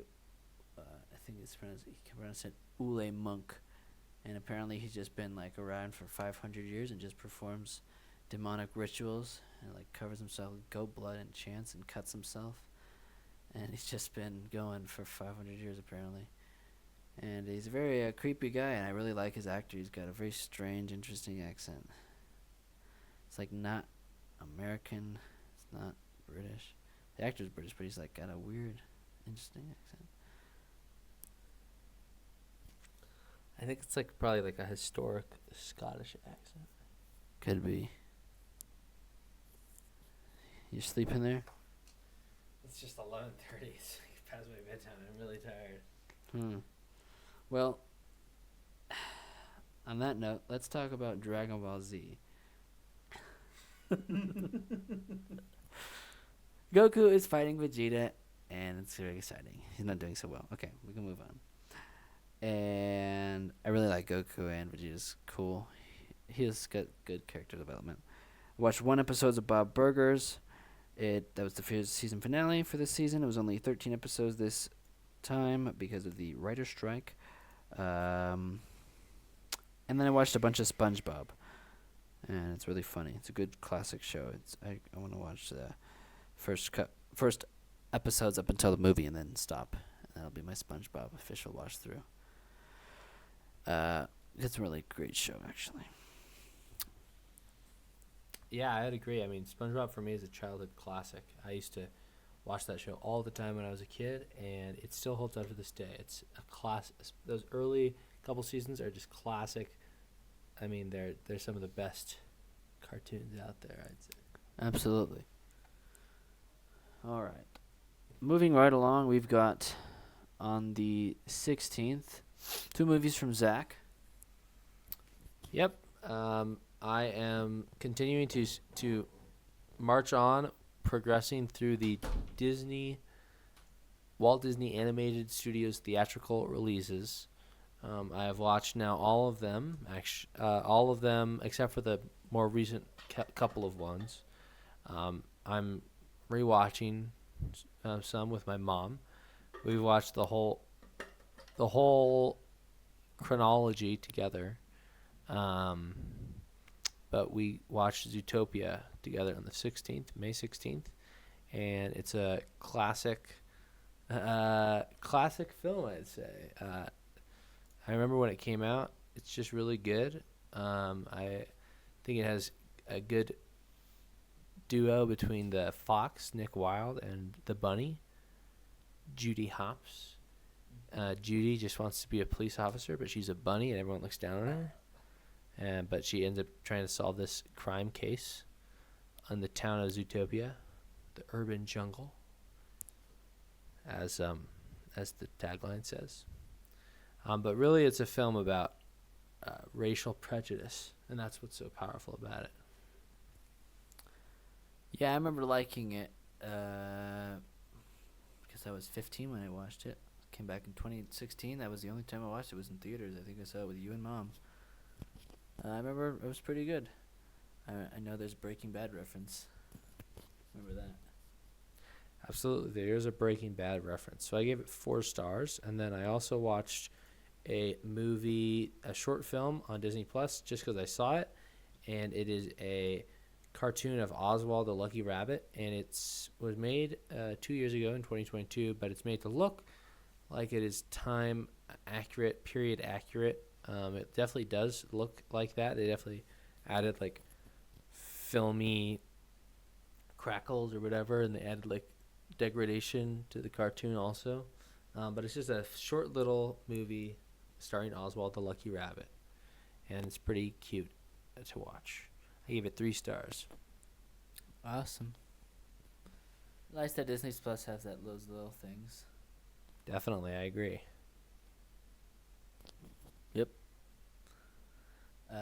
Well, those are the 16th, and I've got one movie to talk about on the 16th. I watched Children of the Corn 666, Isaac's Return, which is just one of the worst movies in the Children of the Corn series. Isaac was in the first one. He was like the leader of the children, and he hasn't been in any of them since then until now. And it was just extremely convoluted. They had to make this with this whole backstory while he was back. They went into it so much about how he survived and stuff, all scientifically. And I just think it just completely lost the plot. And it wasn't even about creepy Children of the Corn. And I think that's what Children of the Corn Revelation did better. And I gave that a bit of his better score. It's about this woman going back to her grandma's place, and she found she was gone, and apparently the grandma used to be part of the Children of the Corn. But that one was just really more about creepy children of the corn trying to kill the characters, which is what it should be if this series has to exist. It should not be this shit. And those is my coverage of Children of the Corn 666, aka Children of the Corn number 6, and Children of the Corn Revolution, aka Children of the Corn number 7. From 1999 and 2001, I gave Children of the Corn 6, 3 out of 10. I gave Children of the Corn Revolution a 4 out of 10. None of these are very good, except for the third one. And what is that? 17th. And moving right along to Unfrosted, which we can both discuss, and I can knock out mine. Sure thing. Yeah, so I watched the movie Unfrosted by Jerry Seinfeld, starring a lot of celebrities. And why did you watch Unfrosted? Well, I was watching the Red Letter Media movie 2024 movie midway through the year movie catch up. I gotta watch that one. Haven't seen that one yet. Yeah, I always like the movie catch ups. It's a good survey overview of some of the recent movies. They're great. I like when there are some good recommendations in there of current movies. Yeah. I've gotten lots of recommendations from Red Letter Media over the years. Definitely, me too. But they talked about this movie, and they didn't describe it in the greatest light. They kind of said it was just kind of weird, and it was just funny a couple times, but just kind of strange. And I would definitely agree with that. So would I. I think that this movie was just really... I think that Jerry Seinfeld just has a really, genuine obsession with cereal. And he just really loves it, and he finds... He likes it so much that he finds humor in, cereal-based, jokes. There's a lot of stuff that's really only funny. For example, when I go on the Beach Boys Circle Jerk subreddit, right? Sometimes there'll be memes about really deep lore from the Beach Boys that no one really knows, but me and the in-group, we all know and understand it, and we think it's funny because it's so absurd. I feel like Jerry Seinfeld has that level of fandom for cereal in order to make a movie like this and think that it would be funny. But I will say, personally, the one thing I did like about the movie was just the setting and the costume design and all the sets involved. I like Jerry Seinfeld's suits that he wore throughout the movie, just looking at it now. I love classic suits and, 60s style of dressing. and I liked all the old cars and stuff. But other than that, it was just kind of weird. It was just kind of weird. Okay, yeah, I agree. Nice aesthetic. Just I just think Seinfeld is so funny, and at least laugh like a couple times at least every episode. And it's just if there is any humor in this, it's just not at all like the humor in Seinfeld.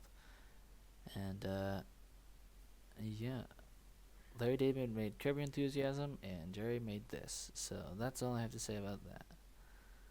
Why was there a talking? Well, not talking, but why was there a little ravioli guy? Can you answer me that question? No, I cannot. I don't know. Why was it there? I don't even know. The movie's about Pop-Tart. Why was there ravioli at all? I don't know. Who are all those weird guys? Why did they hire like astronauts to make a Pop-Tart? Why did they hire wacky characters? Yeah, they weren't. They were just like random guys who had like different wacky professions. They had nothing to do with Pop-Tarts. They hired the guy who invented the Schwinn bicycle for some reason. There's no way that's actually how it happened, right? I mean, I don't think so. Maybe it was just some guy. It had the framing device at the beginning. He was talking to that kid, and then at the end he says, "Well, that was the story." Maybe he was just like on crack. Seinfeld was on crack? His character, yeah, he was just on some sort of drug, rambling about just some crazy story to a kid. Maybe it could be. Yeah, I don't know. But remember, at the end, the ravioli is there, right? Oh yeah, So it must be real. it must be real. Uh-oh. What? What? I just hope it's not still around, crawling around the corner. Could be anywhere. Yeah, it could be. 18. Well, on the 18th, I was disassembling all the next 4 movies I watched while disassembling my Lego Home Alone set and the Lego NES. And I watched these on my Apt Pupil Friend Request Reviews Patreon that I subscribe to for their Succession reactions. I'll probably leave after they're done. But they have nice videos where they react to movies in full length. Just watch along and kind of joke and enjoy the movie. And then they talk for like 20 minutes at least for each movie at the end. That's a nice time. And I watched Whiplash and The Godfather and Election and Taxi Driver. And Whiplash is great. Really great, really just tight, and like editing is just really tight, and all the instruments, and every time the song they actually play, Whiplash and Caravan, are just both great. Every time they play it within the movie. And J.K. Simmons is really great, and so is Miles Teller. Then I watched The Godfather on that Patreon with FRR. And that was the second time I've seen it now, only. And it's really, really, really great. And the acting is, like, some of the best out there. Really. And just everything's great. Marlon Brando's just impeccable, everyone's just blending into their character. It's just 3 hours, you get to bask in it. And I really enjoyed and understood the story a bit more this time and enjoyed it more.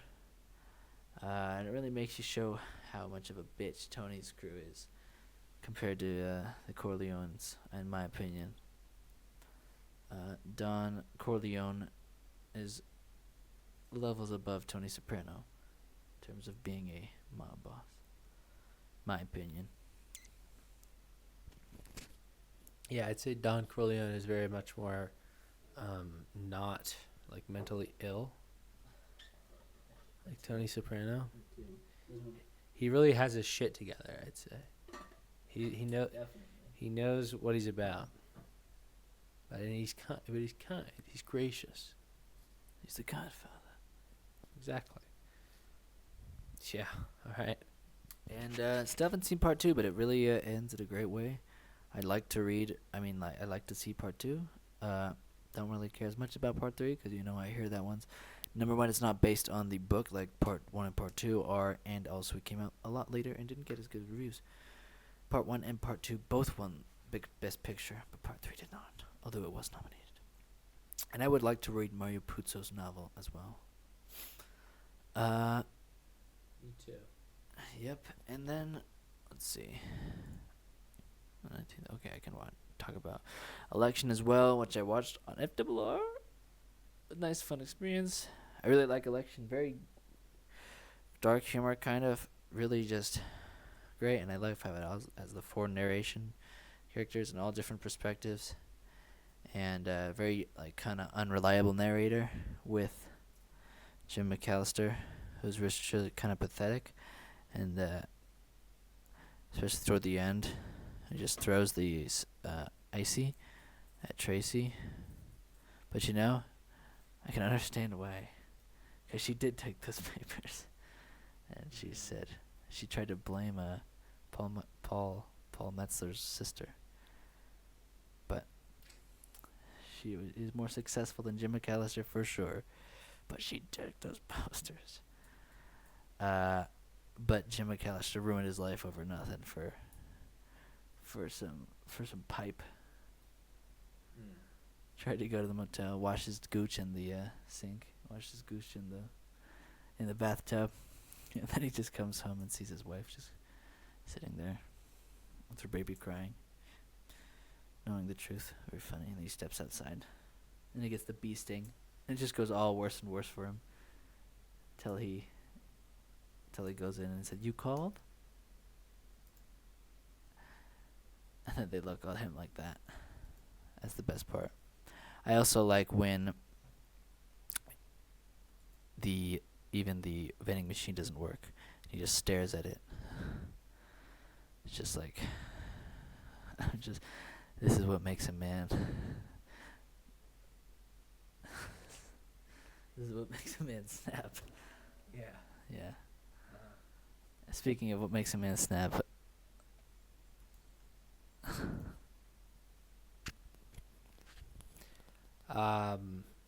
Well, I just wanted to say that I also like Election, but Kevin watched Taxi Driver as well.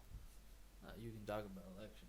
Oh, okay. This is a podcast where we talk about movies. Yeah, well, I mean, what can I say? It's really good. I mean, I watched it once a while ago. You've seen it 7 times. I should rewatch it sometime, but I definitely enjoyed it when I watched it. I like his car with the seatbelt that goes over him automatically. You remember that? I guess I don't. Really? I guess I noticed different things than you. Yeah, in his car. He has a really cool automatic seatbelt that goes over him. You don't remember that? Maybe a little. Well, anyways, I like that. Yeah, I remember liking it a lot. So, but I can't remember much about it. I can't remember much about my opinions about it. I also like the weird Ferris Bueller connections. It's funny that Ferris Bueller's a teacher now, you know, and he also showers in the beginning, like in Ferris Bueller, and he gets the car at the end. He says, "I got the car," which made me go, haha, the first time I watched it. Being that Ferris Bueller's one of my faves. And then last movie I watched in that way with the watch along is Taxi Driver, which is very just dark and just depressing and grim, and Travis Bickle, just you would not want to be in that guy's head. Yep.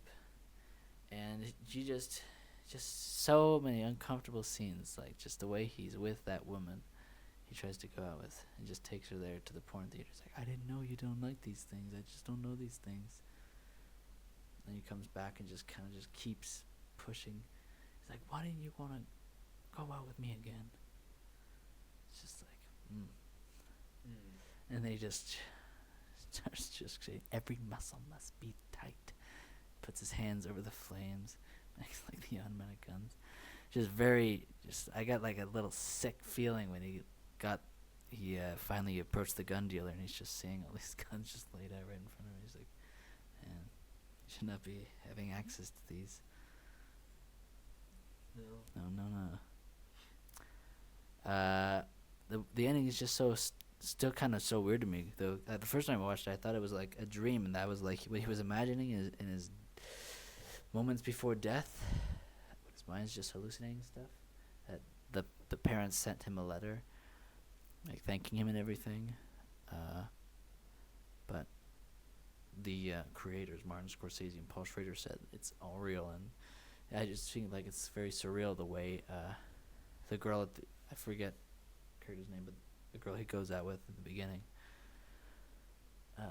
sees him at the end and is like kind of nicer to him now because he knows that he saved the girl from being a prostitute. But it's like the wind is blowing in her hair. Like it's very framed, very like I don't know, like glimmery, sensually maybe. I don't know. It's like very magically. I feel like very maybe it's the way he's viewing. I don't know, but he seems like very indifferent that she's interested in him now. I'm not sure. But then he puts the mirror back and it says, and then the music goes. And so he's gonna go crazy again. And the music is just fantastic. Some of the best music in any movie I've seen. I think just that jazz score. Oh yeah. With the red lights and all the city lights and everything. This The vibes, even though they're so disturbing, they're there. This is absolutely a total classic. I love the music. It's just, it's like one of the best movies out there, What can I say? I like when he is doing 100 push-ups, 100 days, 100 pull-ups every day. And every muscle has to be tight. And then he holds his arm under the stove to toughen it, I guess.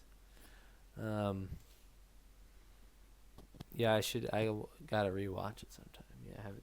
I wonder when the last time I watched it was.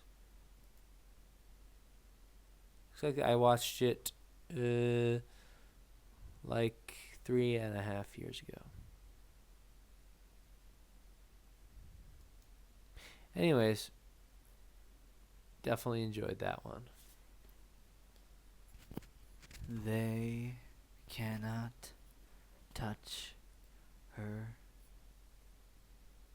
Right, Zach? Is that from the movie? Yeah. Yeah, I don't really remember that. I also like Martin Scorsese's cameo. He's just a completely sick guy. He really is a sick guy. Like he's saying, so you see her up there? I'm gonna see her. I'm gonna shoot her in the with a. What is it? I don't forget the gun. He's like, you ever seen what a gun can do to a pussy? You ever seen what a gun can do with a pussy? That you should see. You should see what a gun would do to a pussy. Yeah, I don't really remember that. He just keeps going and going. About how he's just gonna shoot her right in the pussy and just explode her. He's like, that you should see. You must think I'm a pretty sick guy, huh? You must think I'm a pretty sick guy. Just keeps going on and on. Travis Bickle's just sitting there looking in his rear view.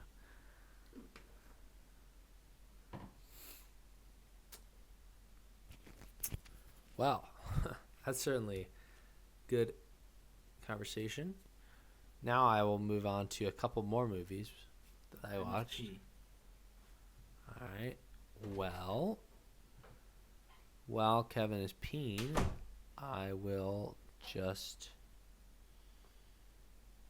I'll just wait for him to stop peeing, I guess.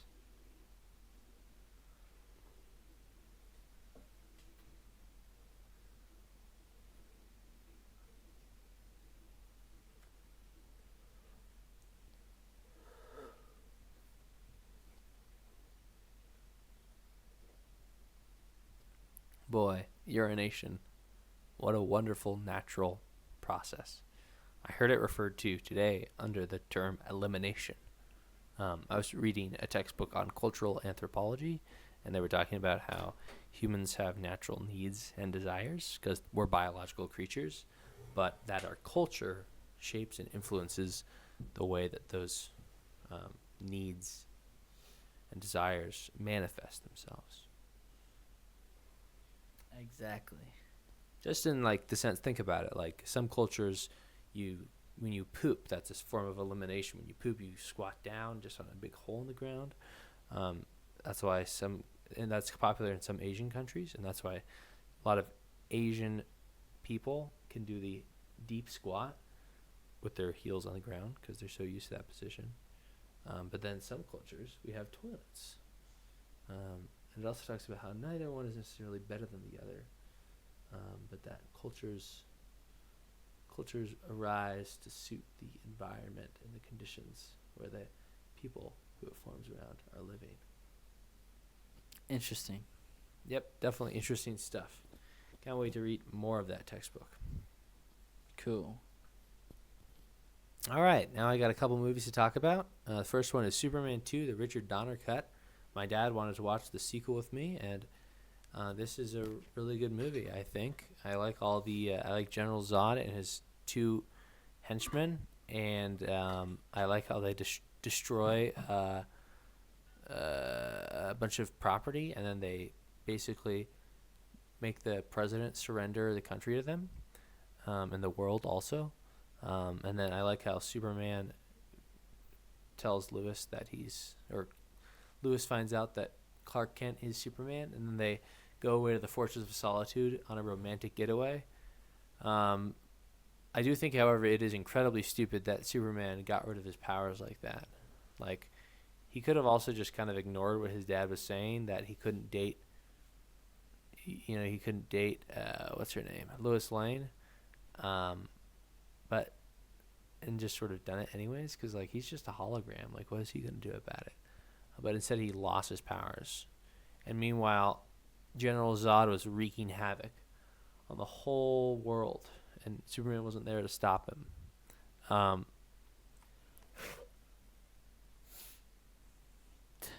Why would... Is that when Superman gets in a bar fight and loses? Yes. Remember that? Yeah, that is a classic scene. And then what's great is that at the end of the movie, he flies back there. He actually goes back in time and flies back there to the same time, finds the guy, and then he picks a fight with him and just beats the shit out of him. Just to spite him. And then he pulls out like a wad of like $2,000 cash, and he hands it to the barkeeper, and he says, "Here's for the damages." And then he leaves. Nice. Yeah, it's pretty cool. But yeah, I think this is on par with the first Superman film. What I heard from my dad is that the 2 movies were actually shot at the same time, so it definitely feels like just right in the same vein as it. And of course, in the first movie, they introduce General Zod. They show Jor-El banishing them with the little diamond prison that they're in. Mm-hmm. They show that in the first movie, but then they don't really talk anymore about them in the first movie. And then in the second movie, they break free. So. Very scary. Yes. And it ties in because at the end of the first movie, Superman saves the country by diverting a missile, and he diverts it into space, but that missile ends up hitting the diamond prison that General Zod and his henchmen are in. Oh. So Superman inadvertently released them. Good tie-in. Definitely. So yeah, I'd recommend this one. I just gotta say, Superman and Superman 2, they are just really classic films. They really feel good to watch. Like, they're just really... I just really enjoyed watching them, I gotta say. Nice. And also that same day, my dad wanted to watch another movie starring Christopher Reeve, called The Remains of the Day, which Christopher Reeve is in it. He's like a supporting character, I'd say. But the main characters are Anthony Hopkins and Emma Thompson. And Anthony Hopkins works at this old school English like manor with a whole like maid staff and like full on meals. And this place was owned by a English like I don't know, someone of high status in England who had a lot of political meetings and influence. That's kind of in the background, but the movie really is a love story between Anthony Hopkins and Emma Thompson. Anthony Hopkins is the lead butler, and he ends up hiring Emma Thompson to be the housekeeper, the head housekeeper. And in this movie, there's like under butlers and like all different ranks of like service people for the manor. It's like really like a lot of like probably like 50 people on staff just for this one guy. So they're kind of like the two leads, the butler and the lead butler and the lead housekeeper. And but they end up having this sort of really, I'd say really repressed and like just very emotionless romance with each other, just because Anthony Hopkins' character is just really like, he's just like almost brainwashed into being like this perfect butler who only cares about his work, or who really wants to get things right and wouldn't risk, dating her or doing anything improper. He just wants to serve his master basically, but he's also a good guy. Like he's just really nice, and Emma Thompson kind of falls in love with him a little bit, but it's like a repressed thing, and they never actually kiss or anything, but it's like this force in the air of them being this like having this distance but having these romantic interactions. But yeah, and it's also just Anthony Hopkins' character in this movie is just so incredibly great. He gives like one of the best performances ever. And there's a great moment. There's a great thing that shows how repressed he is, which is that the day his dad died and the day that Emma Thompson's character said that she was going to be marrying this other guy and leaving the housekeeper business, he never expressed any emotion about it. But both days someone asked him if he was feeling all right because he was looking a little off, and he just said, "Yes, sorry, just a bit tired." And I'd like that tie-in because it was the first part of the movie when his dad died, and then the last part of the movie when Emma Thompson left. It was like a nice tie-in to show how repressed he was. What was Christopher Reeve's role? Christopher Reeve played so basically, like I said, there's a British high status guy. I think he was actually like kind of an old school like nobility, like a duke or something, or some sort of sir or something like that. But he ended up sort of being on the side of England before World War II that was trying to help Nazis. Basically, he was like a Nazi supporter, and he was trying to get support for Germany when the war was starting. He wanted to take their side, and at one point he holds a conference of an international conference of different foreign leaders, and Christopher Reeve is the American ambassador, and he comes and he is very strongly opposed to, Nazism, of course. Superman would be. Of course, exactly. And then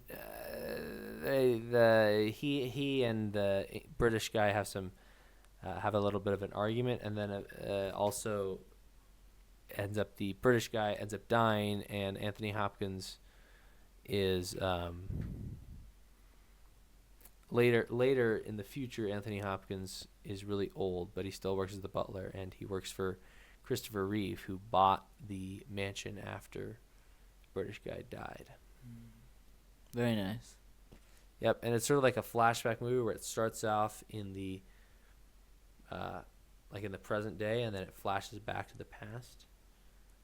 It's a very classic, like good, like Oscar kind of feeling movie. Like it's very grand, and the music is very like just wonderful. It's it's just I don't know. It's kind of its era. It's a classic style of like just really good, well done, beautiful movie, and it's by James Ivory, who I believe I used to own a DVD set with some of James Ivory's movies, but no longer. But I definitely want to check out some of his other movies because I really like this style of filmmaking. It's just very it's very centered on like kind of like the beauty of in the shots, I guess. But it's very well paced out and metered. Nice. Sounds interesting. Yep, I would definitely recommend it. I gave it 4 stars. I wish they could be able to get together. Yep, exactly. It's kind of heartbreaking, really. There's a couple scenes that are pretty heartbreaking. Anyways, on the 20th, I went to the New Beverly Cinema with my friend Bella Galustian, or Galustian. We went to the New Beverly Cinema, and we watched Frankenstein Meets the Wolfman.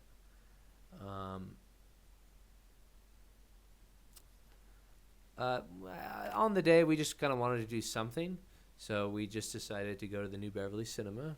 I just tossed it out there as an option. We went there day of and waited in the standby line.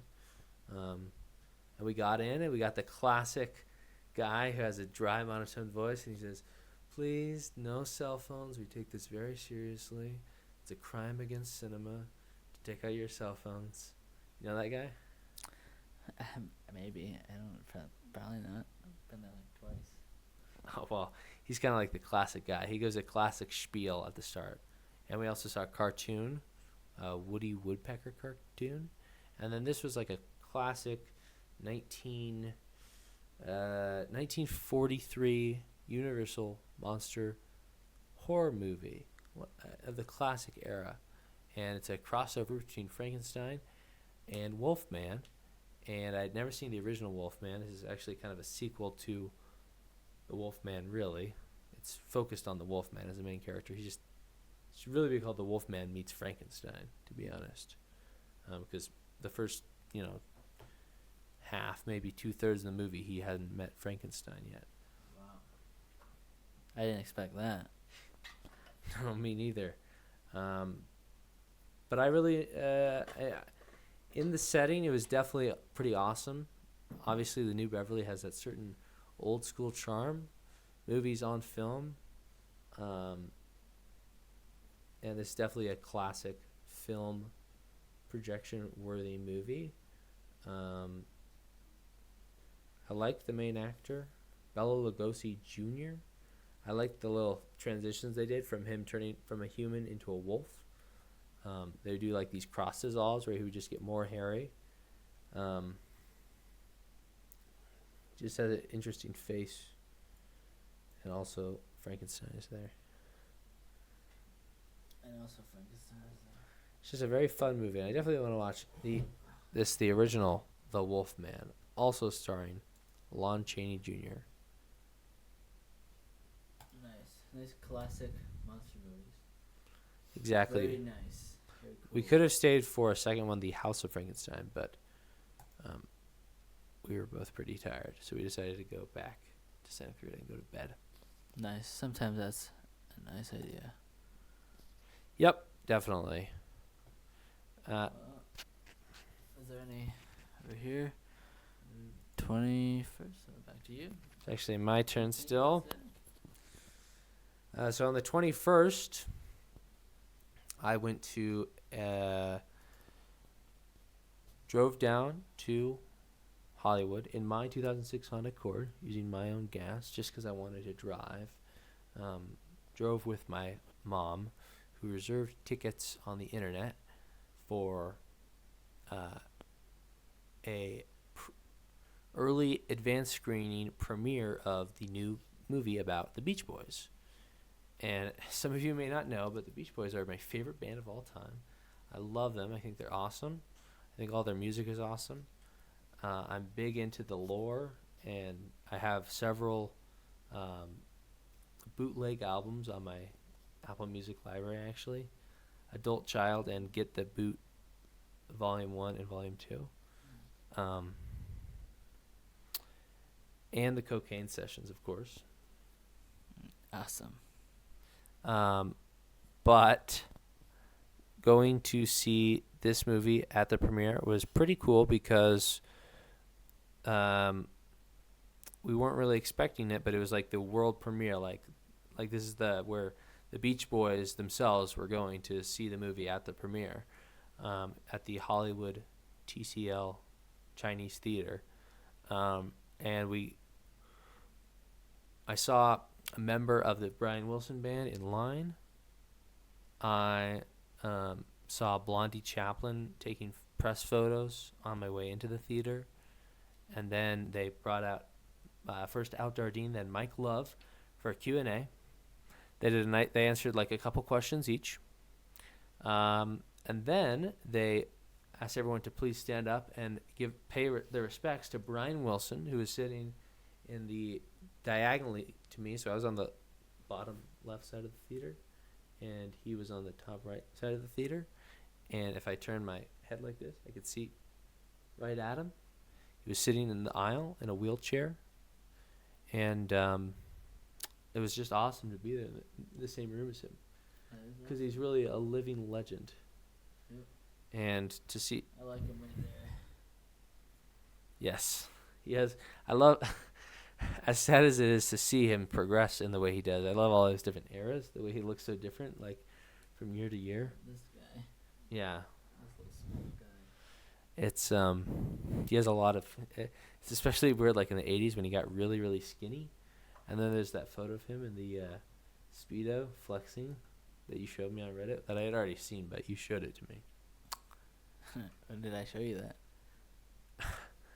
It was that meme on Reddit that said whatever happened to my Greek godly frame, had Brian Wilson flexing, and then it had fat Brian Wilson. I remember. Okay, that was earlier this week though.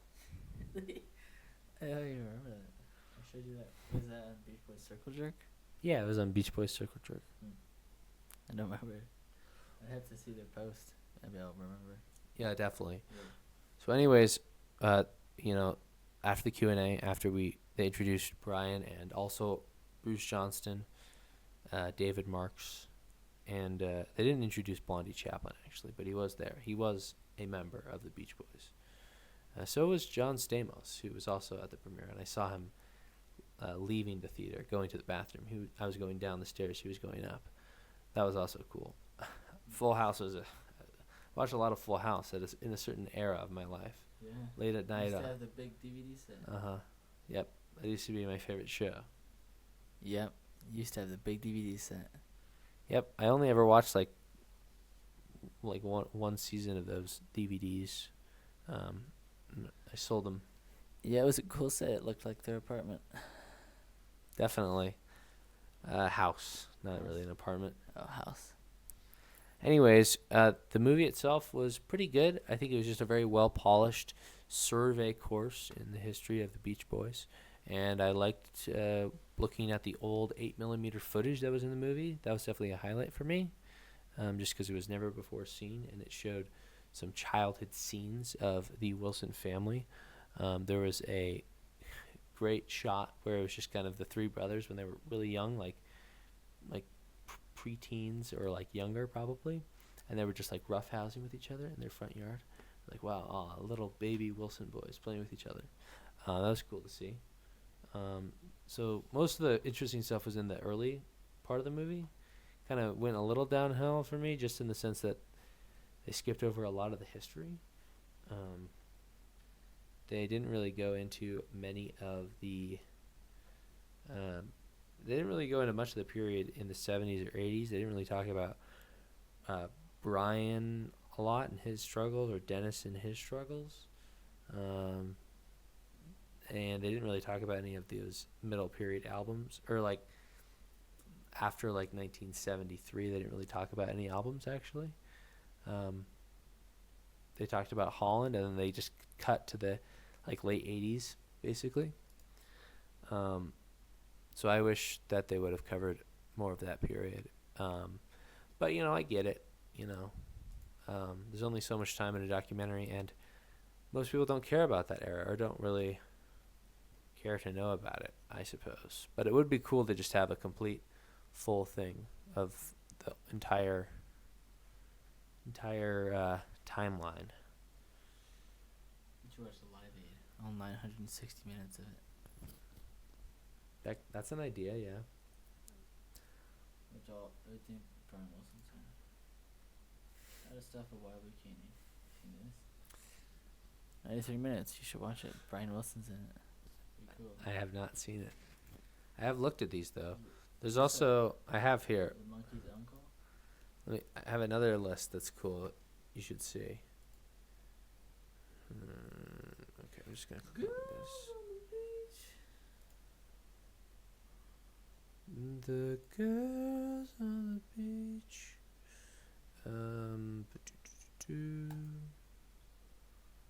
Lists.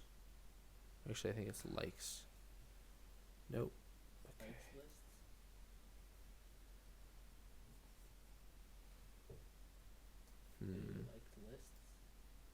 How do I get to my liked list? Oh, right. Yes, here it is. The list of movies that have Beach Boys songs in them. Cool, but that's cool seeing a Beach Boy in a movie. True, fair enough. Anyone can put a Beach Boys in the movie, but anyone can get a Beach Boy in the movie. Very true. Definitely. Cool list though. Good to know. Absolutely. So, anyways, yeah, the movie was good. I'd recommend you see it, especially if you don't know a lot about the Beach Boys. It's a good introduction.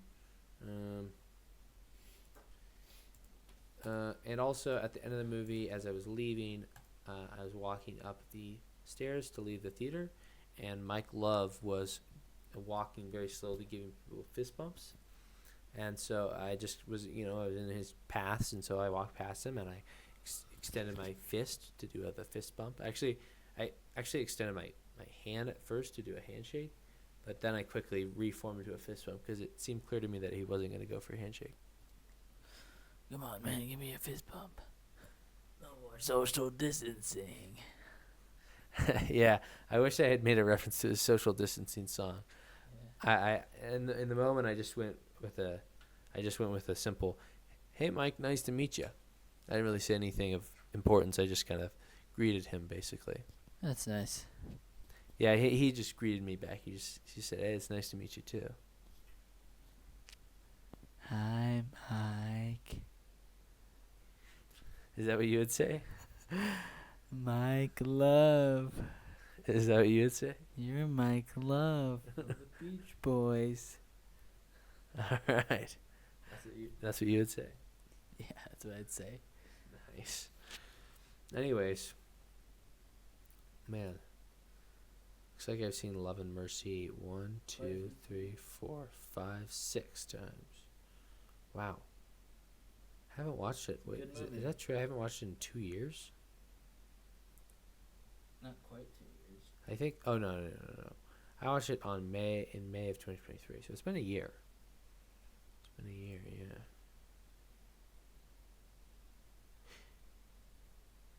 Anyways, so that Love was and Mercy is better than the documentary.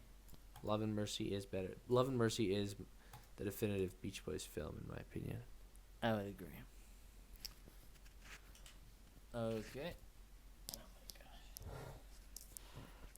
Well, now I will talk about Mangler 2, which I watched on YouTube on my phone during work. And yeah, it was about Mangler 2. Mangler 1 was about this like laundry press that came to life and chopped people's arms off with crushing power and mangling power. This one was about like a computer virus, and she hacks into like the school's infrastructure. They go to like a college, and they hack into the computer and put the mangler in it, and then the mangler hacks into all the appliances, and then all the computers say you've been mangled. And let's see, I forgot what it was called, but he said mandle boobies, talking about like whatever the infinite like snowflake pattern is called, mandle burn something, forgot, but he said mandle boobies, and it was just like so weird. And I think this will be a good best of the worst video, and it made me laugh a bit because just how bad it was, and the acting was just really quite bad. It's just awkward blocking. They were just standing around, just talking. Yeah, and then the ending was the bad guy was just all hooked up to a bunch of cables, and he just had him hanging all out of his face, and he was like dangling. It's really weird effects. It's very strange. Didn't have anything to do really with the first movie. Really bad, but I kind of gave it a couple more points than maybe it deserved because I thought it was quite funny, kind of. Fair. But still, only a 4 out of 10, which is not a great score. No, not a great But- score. Wasn't as bad as this boring ass shit right here. You should probably say what you're referring to when you refer to things because Children of the Corn 666 Isaac's Return. not all of our listeners watch the video. Some prefer to listen to it on the go in the podcast format. So I feel it's important to narrate whatever you point at. Yes. Very true, Zach. Well, that's the 22nd. 23rd, I watched Unfrosted during work. And I finished the book, Christine, that same day, and then went home and watched the movie that night. And I really love Christine. As always, his books are always awesome. Christine's about this car that a boy in late high school named Arnie Cunningham finds, and he just becomes enamored with it the moment he sees it. And it's all run down, and he slowly puts it back together, but in very strange ways. And there's a crack on the windshield, very huge spiderweb crack on the windshield. And his best friend Dennis, who's just trying to talk him out of it because he pays way too much to begin with, and it's just a really run down, not worth it kind of car to most everyone besides Arnie. And that's funny from Carson Rundquist. It says, so he definitely fucked the car. No? Yeah, which is funny considering how much Arnie loves that car. And maybe he did. It doesn't say anything really insinuating towards that in the book, but who knows? Yeah, but the main example of how the supernatural element is, he's working on the car, and Dennis notices this crack's reverting inward. He's not replacing the windshield. The cracks are just getting smaller. And he notices, once he gets a new tire that broke down, it just it gets a brand new shiny tire compared to all the broken down, kind of worn out tires. And he has this vision that's one piece. It's he polished off a piece of marble under dirt or something like that. It's slowly unveiling its beauty before just with that one piece. He gets a glimpse. And then Arnie starts to just kind of give some sort of his energy into the car, and it kind of makes the car stronger. And the car is able to in the book it hits people, in the movie too it chases down people and kills them, runs them over, just mangles them, and then it just the bumper stretches back out and pops back out. The glass reforms, and he gets on his way.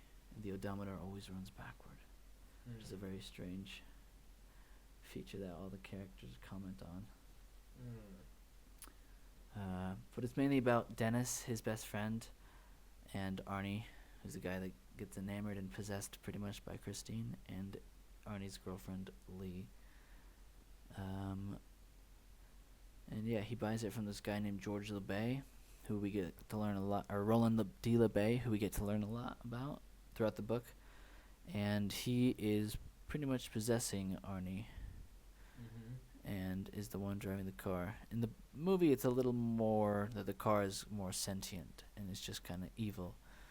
And there was a couple weird changes that didn't really understand why. They may just simplify it a bit, but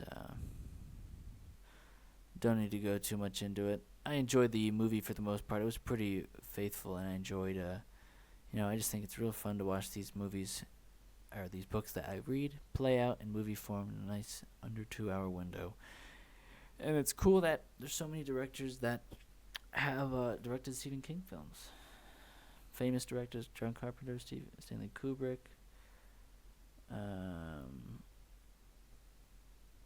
Brian De Palma, Who directed The Shawshank Redemption? Frank Darabont. Frank Darabont's another famous director. George Romero directed Creepshow. Stephen King. The man's iconic. Got all these cool directors to direct his cool stories. Yeah, Christine was pretty awesome. The book was great, and the movie was pretty good too. I gave it the movie a 7 out of 10. Now we can move on to Blended. Yes, so on May 23rd, I was at the house. I think I just returned from my daily Towsey Canyon 5-mile loop hike. I was enjoying some oatmeal, and the contractor who is working on our house right now, a friend of my mom's coworker, was rearranging some cables at the family room media area with all the wires and everything. You know what I'm talking about? Mm-hmm. Yeah, so he was trying to clean that up a little bit, doing some work on that.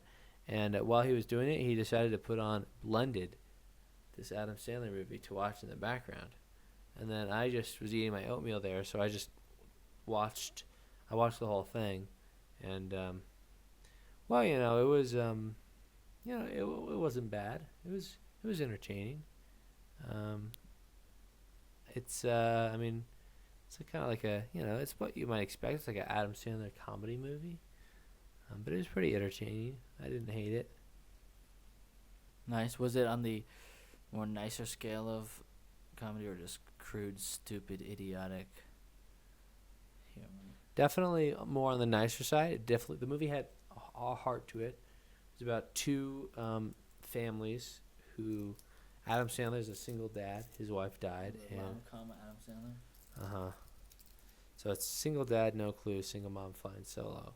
After a bad blind date, a man and woman find themselves stuck together at a resort for families where their attractions grows as their respective kids benefit from the burgeoning relationship. Shouldn't it say where their attraction grows? Yeah, either attractions grow or attraction grows, but not both. I think you're right. Attractions grow. Should email the movie database. Probably just edit it. Yeah. So, anyways, it's maybe one day I'll watch all the Adam Sandler movies. Let's see what you want to. If you want to like all the movies. Have you seen Uncut Gems? Yeah, I have. Yeah, I've seen Uncut Gems, Punch Drunk Love, 50 First Dates, Hotel Transylvania, The Meyerowitz Stories, Billy Madison, Blended, Bedtime Stories. I've seen Jack and Jill. That one's awful. Really? You've seen it? Yeah. How about Spanglish with Adam Sandler? Didn't see that one. If this is good. Every family has a hero. Mexican?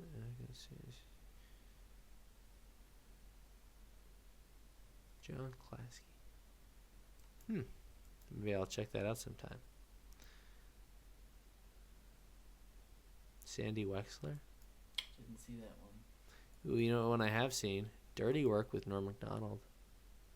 Nice. You know I love Norm Macdonald, right? Mm-hmm. Cool guy. The best. Anyways, I think it is your turn. You have 1, 2, 3 more movies to talk. All right. 1, 2, 3 more movies. Well, next after Christine, I watched Firestarter on the 26th of May. I rewatched this, just like I rewatched Carrie, in order to watch the sequel. I liked it a little bit more this time. Like I said in my review, I think it maybe have something to do with I wasn't comparing the movie as much. But really, maybe the differences aren't such a big deal anyway. So maybe I should just ignore that. But it's kind of hard to. But there's also little Drew Barrymore, as she was in your movie. Now she's a little kid, but she's Charlie McGee, and she, just like Carrie has telekinesis, Charlie has pyrokinesis. Because her parents were in a kind of government experiment where they were both given this drug called Lot 6 that was kind of told them it was a mild hallucinogen. And most people either went insane or died. They both her parents are both did the experiment, and they have memories of this guy clawing his eyes out and just have gaping, bleeding holes in his sockets during the experiment. But the dad developed like this kind of psychic push power where he can influence people to do things. Mm-hmm. Like he gives a guy like a dollar bill and says, "This is a $500 bill. Take us to the airport." To the taxi driver. Mm-hmm. But he gets like little pinprick hemorrhages every time he does that. And then the mom, I forget exactly what she does because she dies. She's not really in the movie, just in the backstory. And I don't remember from the book, but it might be just like, I'm not sure. Maybe it's more like Carrie is. I don't remember. But since they both have psychic ability brought from their drug experiment, they have an ultra psychic powerful character, probably one of the most powerful from sheer raw force in the Stephen King universe of Charlie McGee, who's of course only like 6 or 7 in the book, and it always talks about the potential of her once her pituitary gland develops and she hits puberty, and how it's linked. Her power is linked to her pituitary gland, and she could just become unstoppable, and she could crack the very surface of the Earth's core. They describe it in detail. The doctor is very paranoid about it. But it's cool. They were on the run from the government agency called the Shop, which initiated the experiments in the first place that caused her to have these powers from her parents. And there's this one character called Rainbird who is very cunning and very crazy and just wants to kill her. He's obsessed with death and wants to like gain her trust and be her friend, and then in a moment of like pure trust and adoration from her, like break her nose and send shattering fragments of bone up into her brain and killing her. Like describes how much he wants to do that in the book, and he talks about it in the movie. So it's that classic Stephen King darkness, just absolute lunacy. So yeah, it was a really cool movie. Nice, good one. Good adventure kind of thriller movie, and I liked all the fire effects toward the end. She's very, very powerful. And then Firestarter Rekindled was just fucking shitty. And didn't make any sense because that character Rainbird dies at the end, and now he comes back, and Malcolm McDowell plays him, of course, from Clockwork Orange. He's playing. It's very weird because in the book he's Native American, but now he's like a British. He acts like a Bond villain. He's like, "Oh, I have to get Charlie back." But in the movie, the original one, he's like kind of more stoic and brooding, kind of. I thought for a second that Luke reviewed this because the first review has the same profile as my friend Luke. I noticed that actually when I looked. I was looking at the reviews the other day.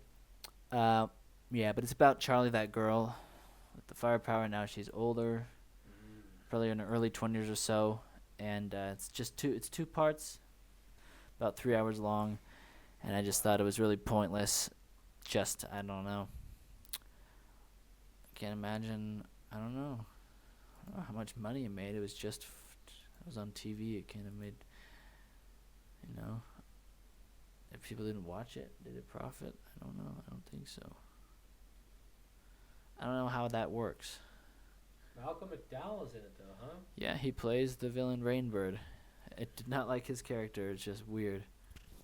I love Malcolm McDowell in Oh Lucky Man. Yeah, I gotta watch some of his other movies. And then he was kind of the leader of this like children group of X-Men who were also kind of had powers like Charlie, but they were more X-Men. And one kid had no eyes and he just wore sunglasses, and then one could do like a scream yell that could like shatter glass and stuff, and it was like sound rays. It was really stupid. Not at all like how Stephen King's kind of power system works at all. Doesn't play into the universe. Very bad. And the flashbacks, they made their own flashbacks, unlike the Rage Carrie 2 sequel, where they just showed clips of the original film, and that would have been fine if they did it just to refresh the audience on what happened in the first one, even though has nothing to do with the first one, really, because, I mean, it does. It's the same Charlie, but the flashbacks are just with different actors instead of the first one. They do, like, different scene locations for the same events that play out. So it's very strange why they did that.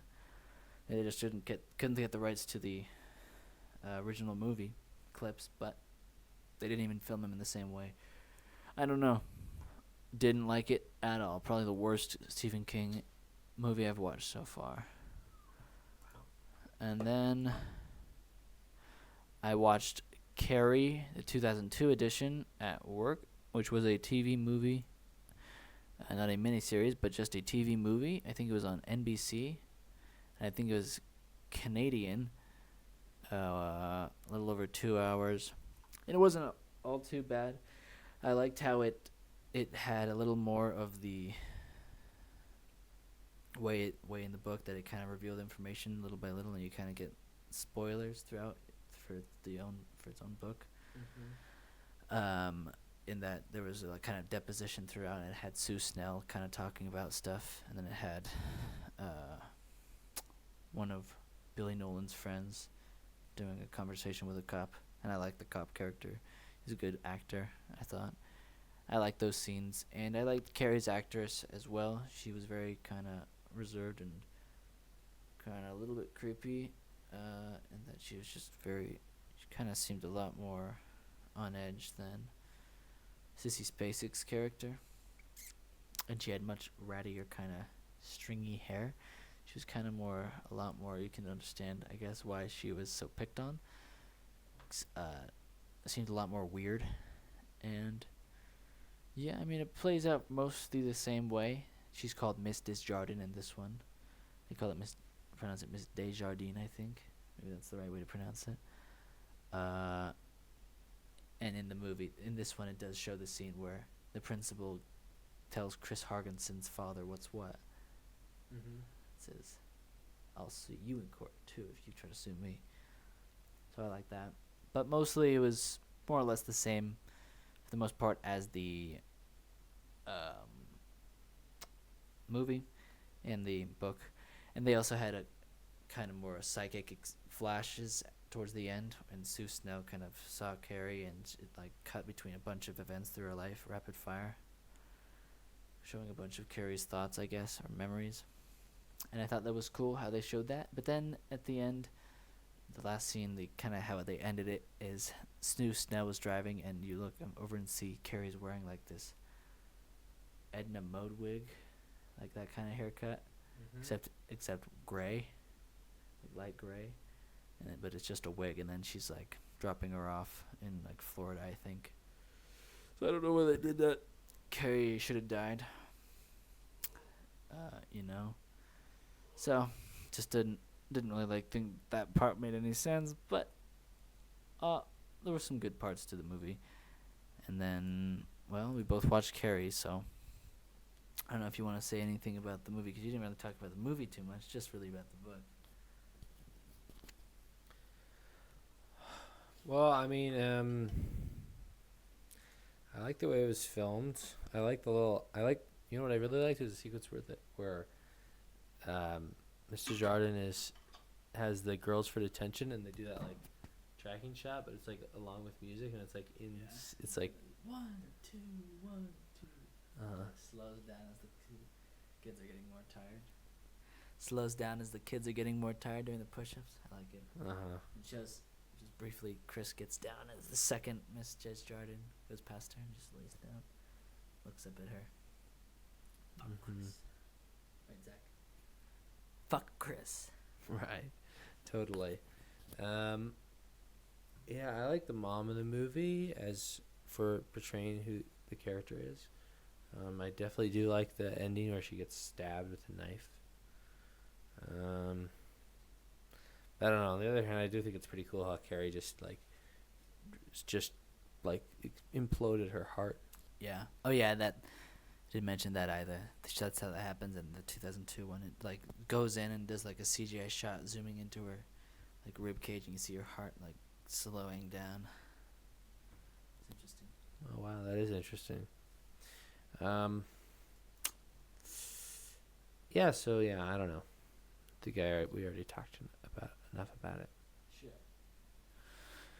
Well, the next one I watched was Zach's recommendation for me from last month. I watched El Norte, which was a really epic, great, really beautiful film about two Guatemalan people, brother and sister. Forget their name, Enrique and Rosa, trying to get from Guatemala north to Mexico and then up to Los Angeles. And it shows their journey. They spend about an hour showing that whole journey, maybe a little more. And then the second half is showing their life getting adapted to living in America. They start taking English lessons, they get jobs, and they're both very hardworking and try very hard to get a good life. And Enrique is especially thriving with his job, I think. And then he gets invited to move to Chicago and get a green card and be able to live legally there and make an even better wage than he's already making, which seems to be not bad. He's become the manager of a restaurant or assistant manager or something like that. While Rose is working for this woman who mainly just wants her to do kind of housekeeping work. And I just loved seeing that development.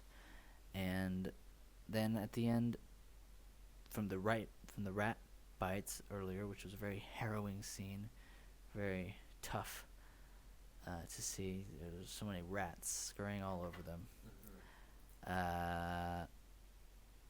Those rat bites eventually came back, and the sister Rosa succumbed to some sickness from the rat bites, and eventually ended up dying from it, but not before her friend and coworker was informed by the doctor that she needed to see her brother, and it might help her try to pull through.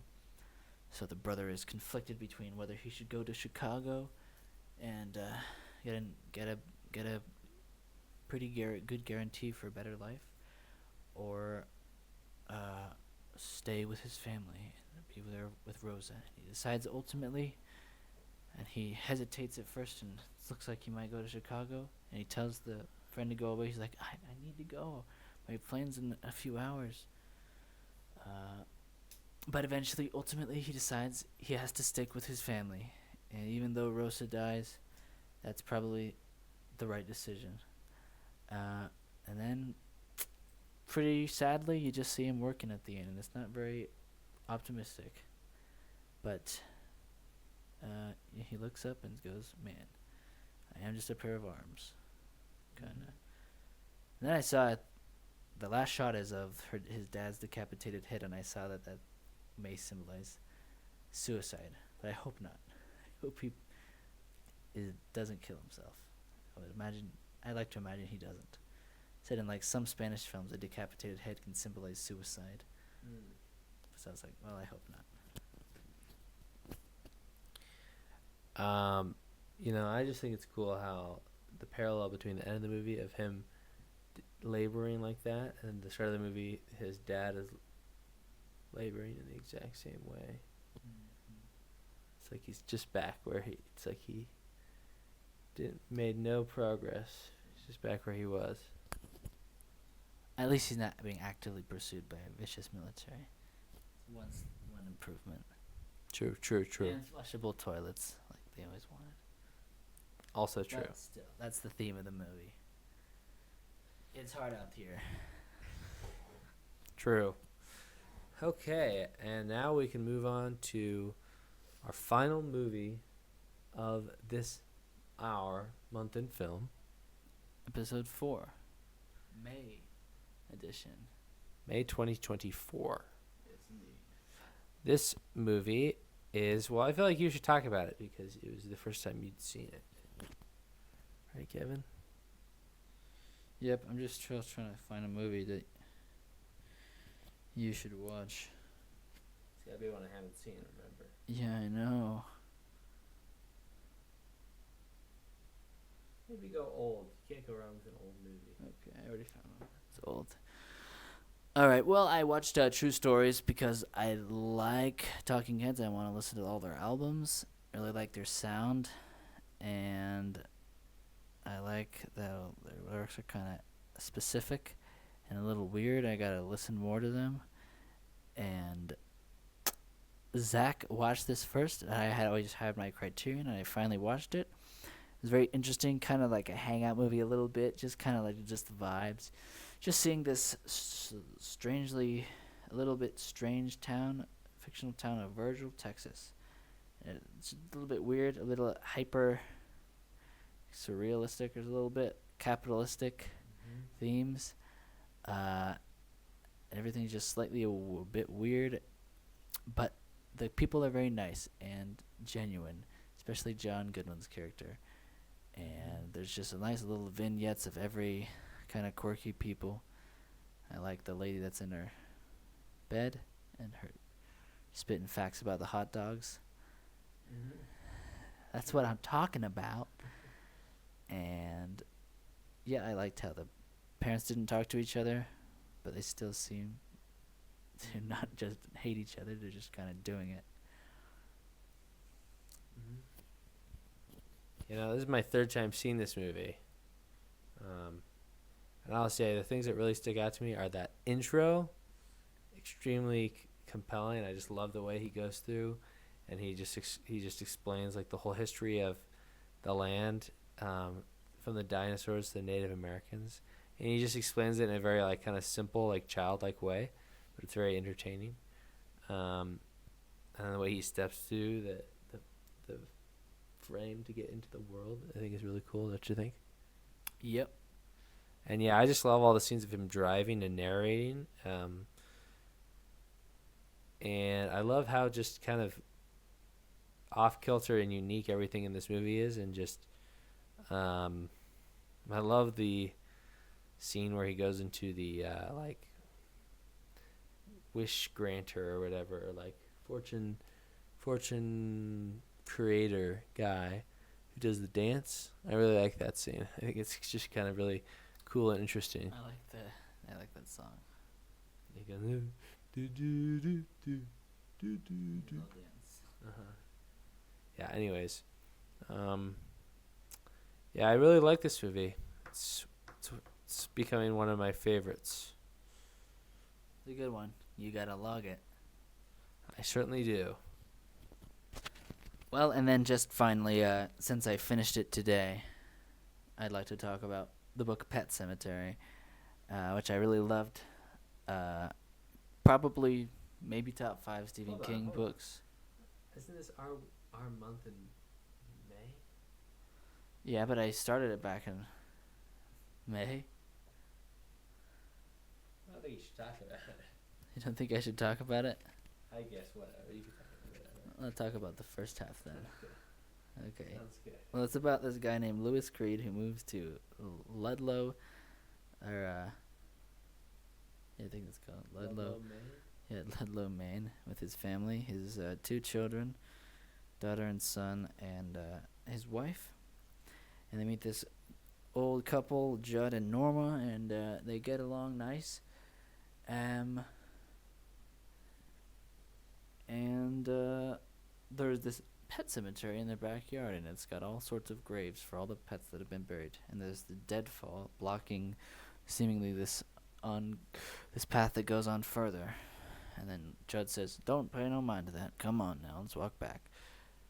And then eventually, while his daughter and wife and son are away in Chicago visiting his wife's family, their cat gets run over by a truck, the Orenco trucks, because they live right between a major highway, him and his neighbor.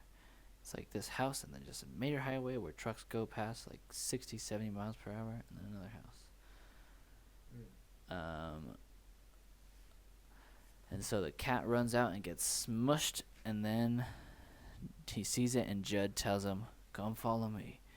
And then they go back further past the pet cemetery, 3 miles past into the Micmac burying ground, and bury the cat. And the next day, it comes back. But it smells bad. And there's trash can plastic in its whiskers. And it's clumsy now. It doesn't act quite the same as it was. It's not as sharp. It's dull. And unknowing. I was just gonna say, doesn't sound like a great place to be living with that highway. I mean, it's described in this book as, or in like the summary introduction on the book, that's like this beautiful oasis that they're going to, like the perfect dream house. But like a major highway running between the two streets, it's not my dream, personally. It is described as a very nice house, and they've got like miles of land pretty much behind their property. It's technically theirs. So technically it's their cemetery? I believe so. So he wasn't really doing anything wrong. Well, yeah, that's arguable. I mean, it was his cemetery. It's his to do with what he wanted. Well, it was Gage's soul resting. I think he wanted to continue that way.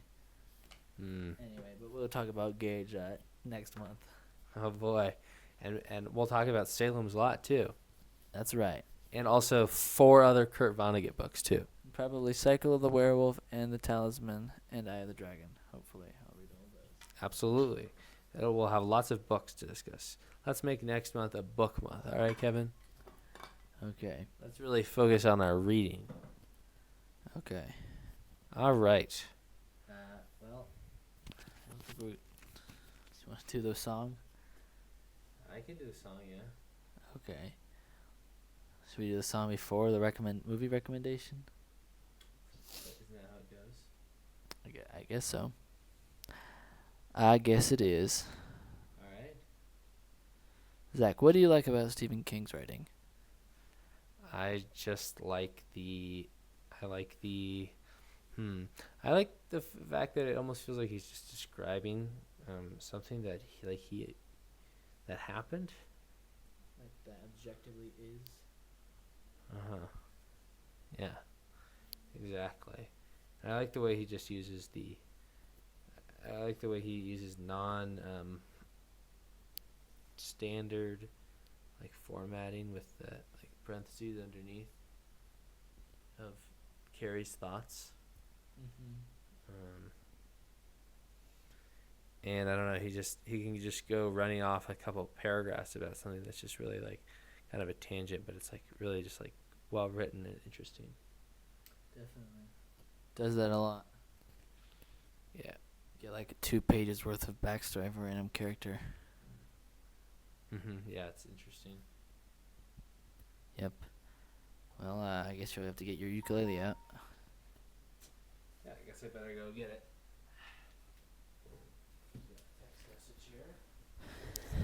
And stay tuned, guys, for the upcoming Harito's review video, which is epic. Excuse me. And we did all sorts of special surprises throughout. So if you like special surprises, make sure to watch it.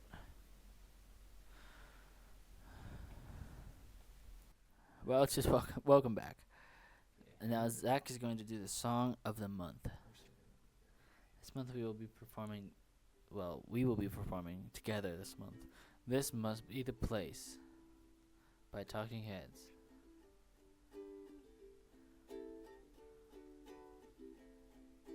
Home is where I want to be. Pick me up and turn me round. I feel numb, born with a weak heart. I guess I must be having fun. The less we say about it, the better. Make it up as we go along. Feet on the ground, head in the sky. It's okay, I know nothing's wrong. Nothing's. Oh, I got plenty of time. Oh, you got light in your eyes, and you're standing here beside me. I love the passing of time, never for money, always for love. Cover up and say goodnight. Say goodnight.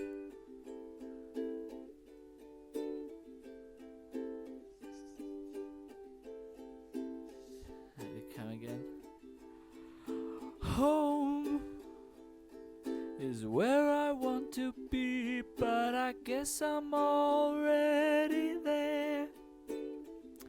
I come home, she lifted up her wings. I guess that this must be the place. I can tell one from the other. Did I find you or you find me? There was a time before we were born. If someone asks, this is where I'll be. Where I'll be. How we drifted in and out.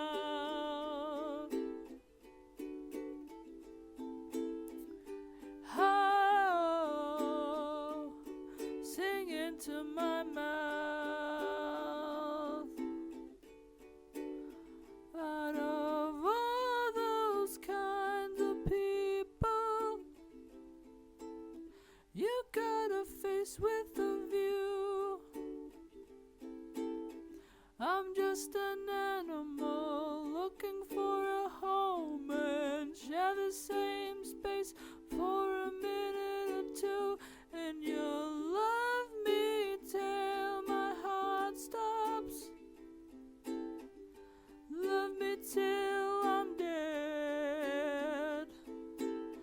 As I light up, eyes look through you. Cover up the blank spots, hit me on the head, and I go,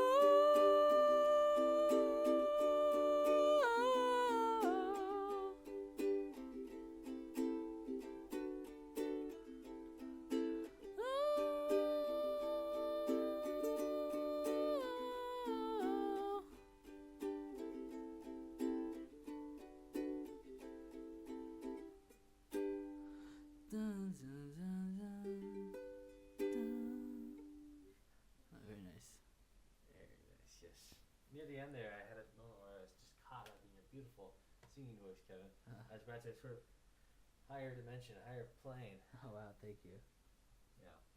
Well, anyways, do you have a movie recommendation for us, for me this week, this Yeah. month? For this month, I'll be recommending Oh, the Beauty and the Beast, the French one. La Belle et la Bête, 1946. Beautiful, by Jean Cocteau, correct? Yeah. Wow, nice. All right, I'll look forward to watching it. It's a good one, huh? Looks like it's on Max. All right. Should be nice to, easy to find. You know, I've been thinking I should get a subscription to the Criterion channel and start watching Criterion movies all the time. Yeah, we should split a subscription. Do you think we can do that? Is it geo-locked? I don't know. Well, Criterion's nice. They wouldn't geolock. Yeah, okay, maybe we can talk about it off camera, all right? We'll consult attorneys. All right. Yeah, right. Like we have attorneys. Yeah, we do. And if you try to infringe on our copyright, we'll sue you. Just so you know. Right. All right, well, I guess we could just wrap up the podcast then, right, Kevin? Yep, I guess so. We'll see you all next month. It's 1:05, week of and we're film. finally signing off for our month in film. And that's what I said. I accidentally said our weekend film. All right. And as we always say, keep your friends close and your enemies closer.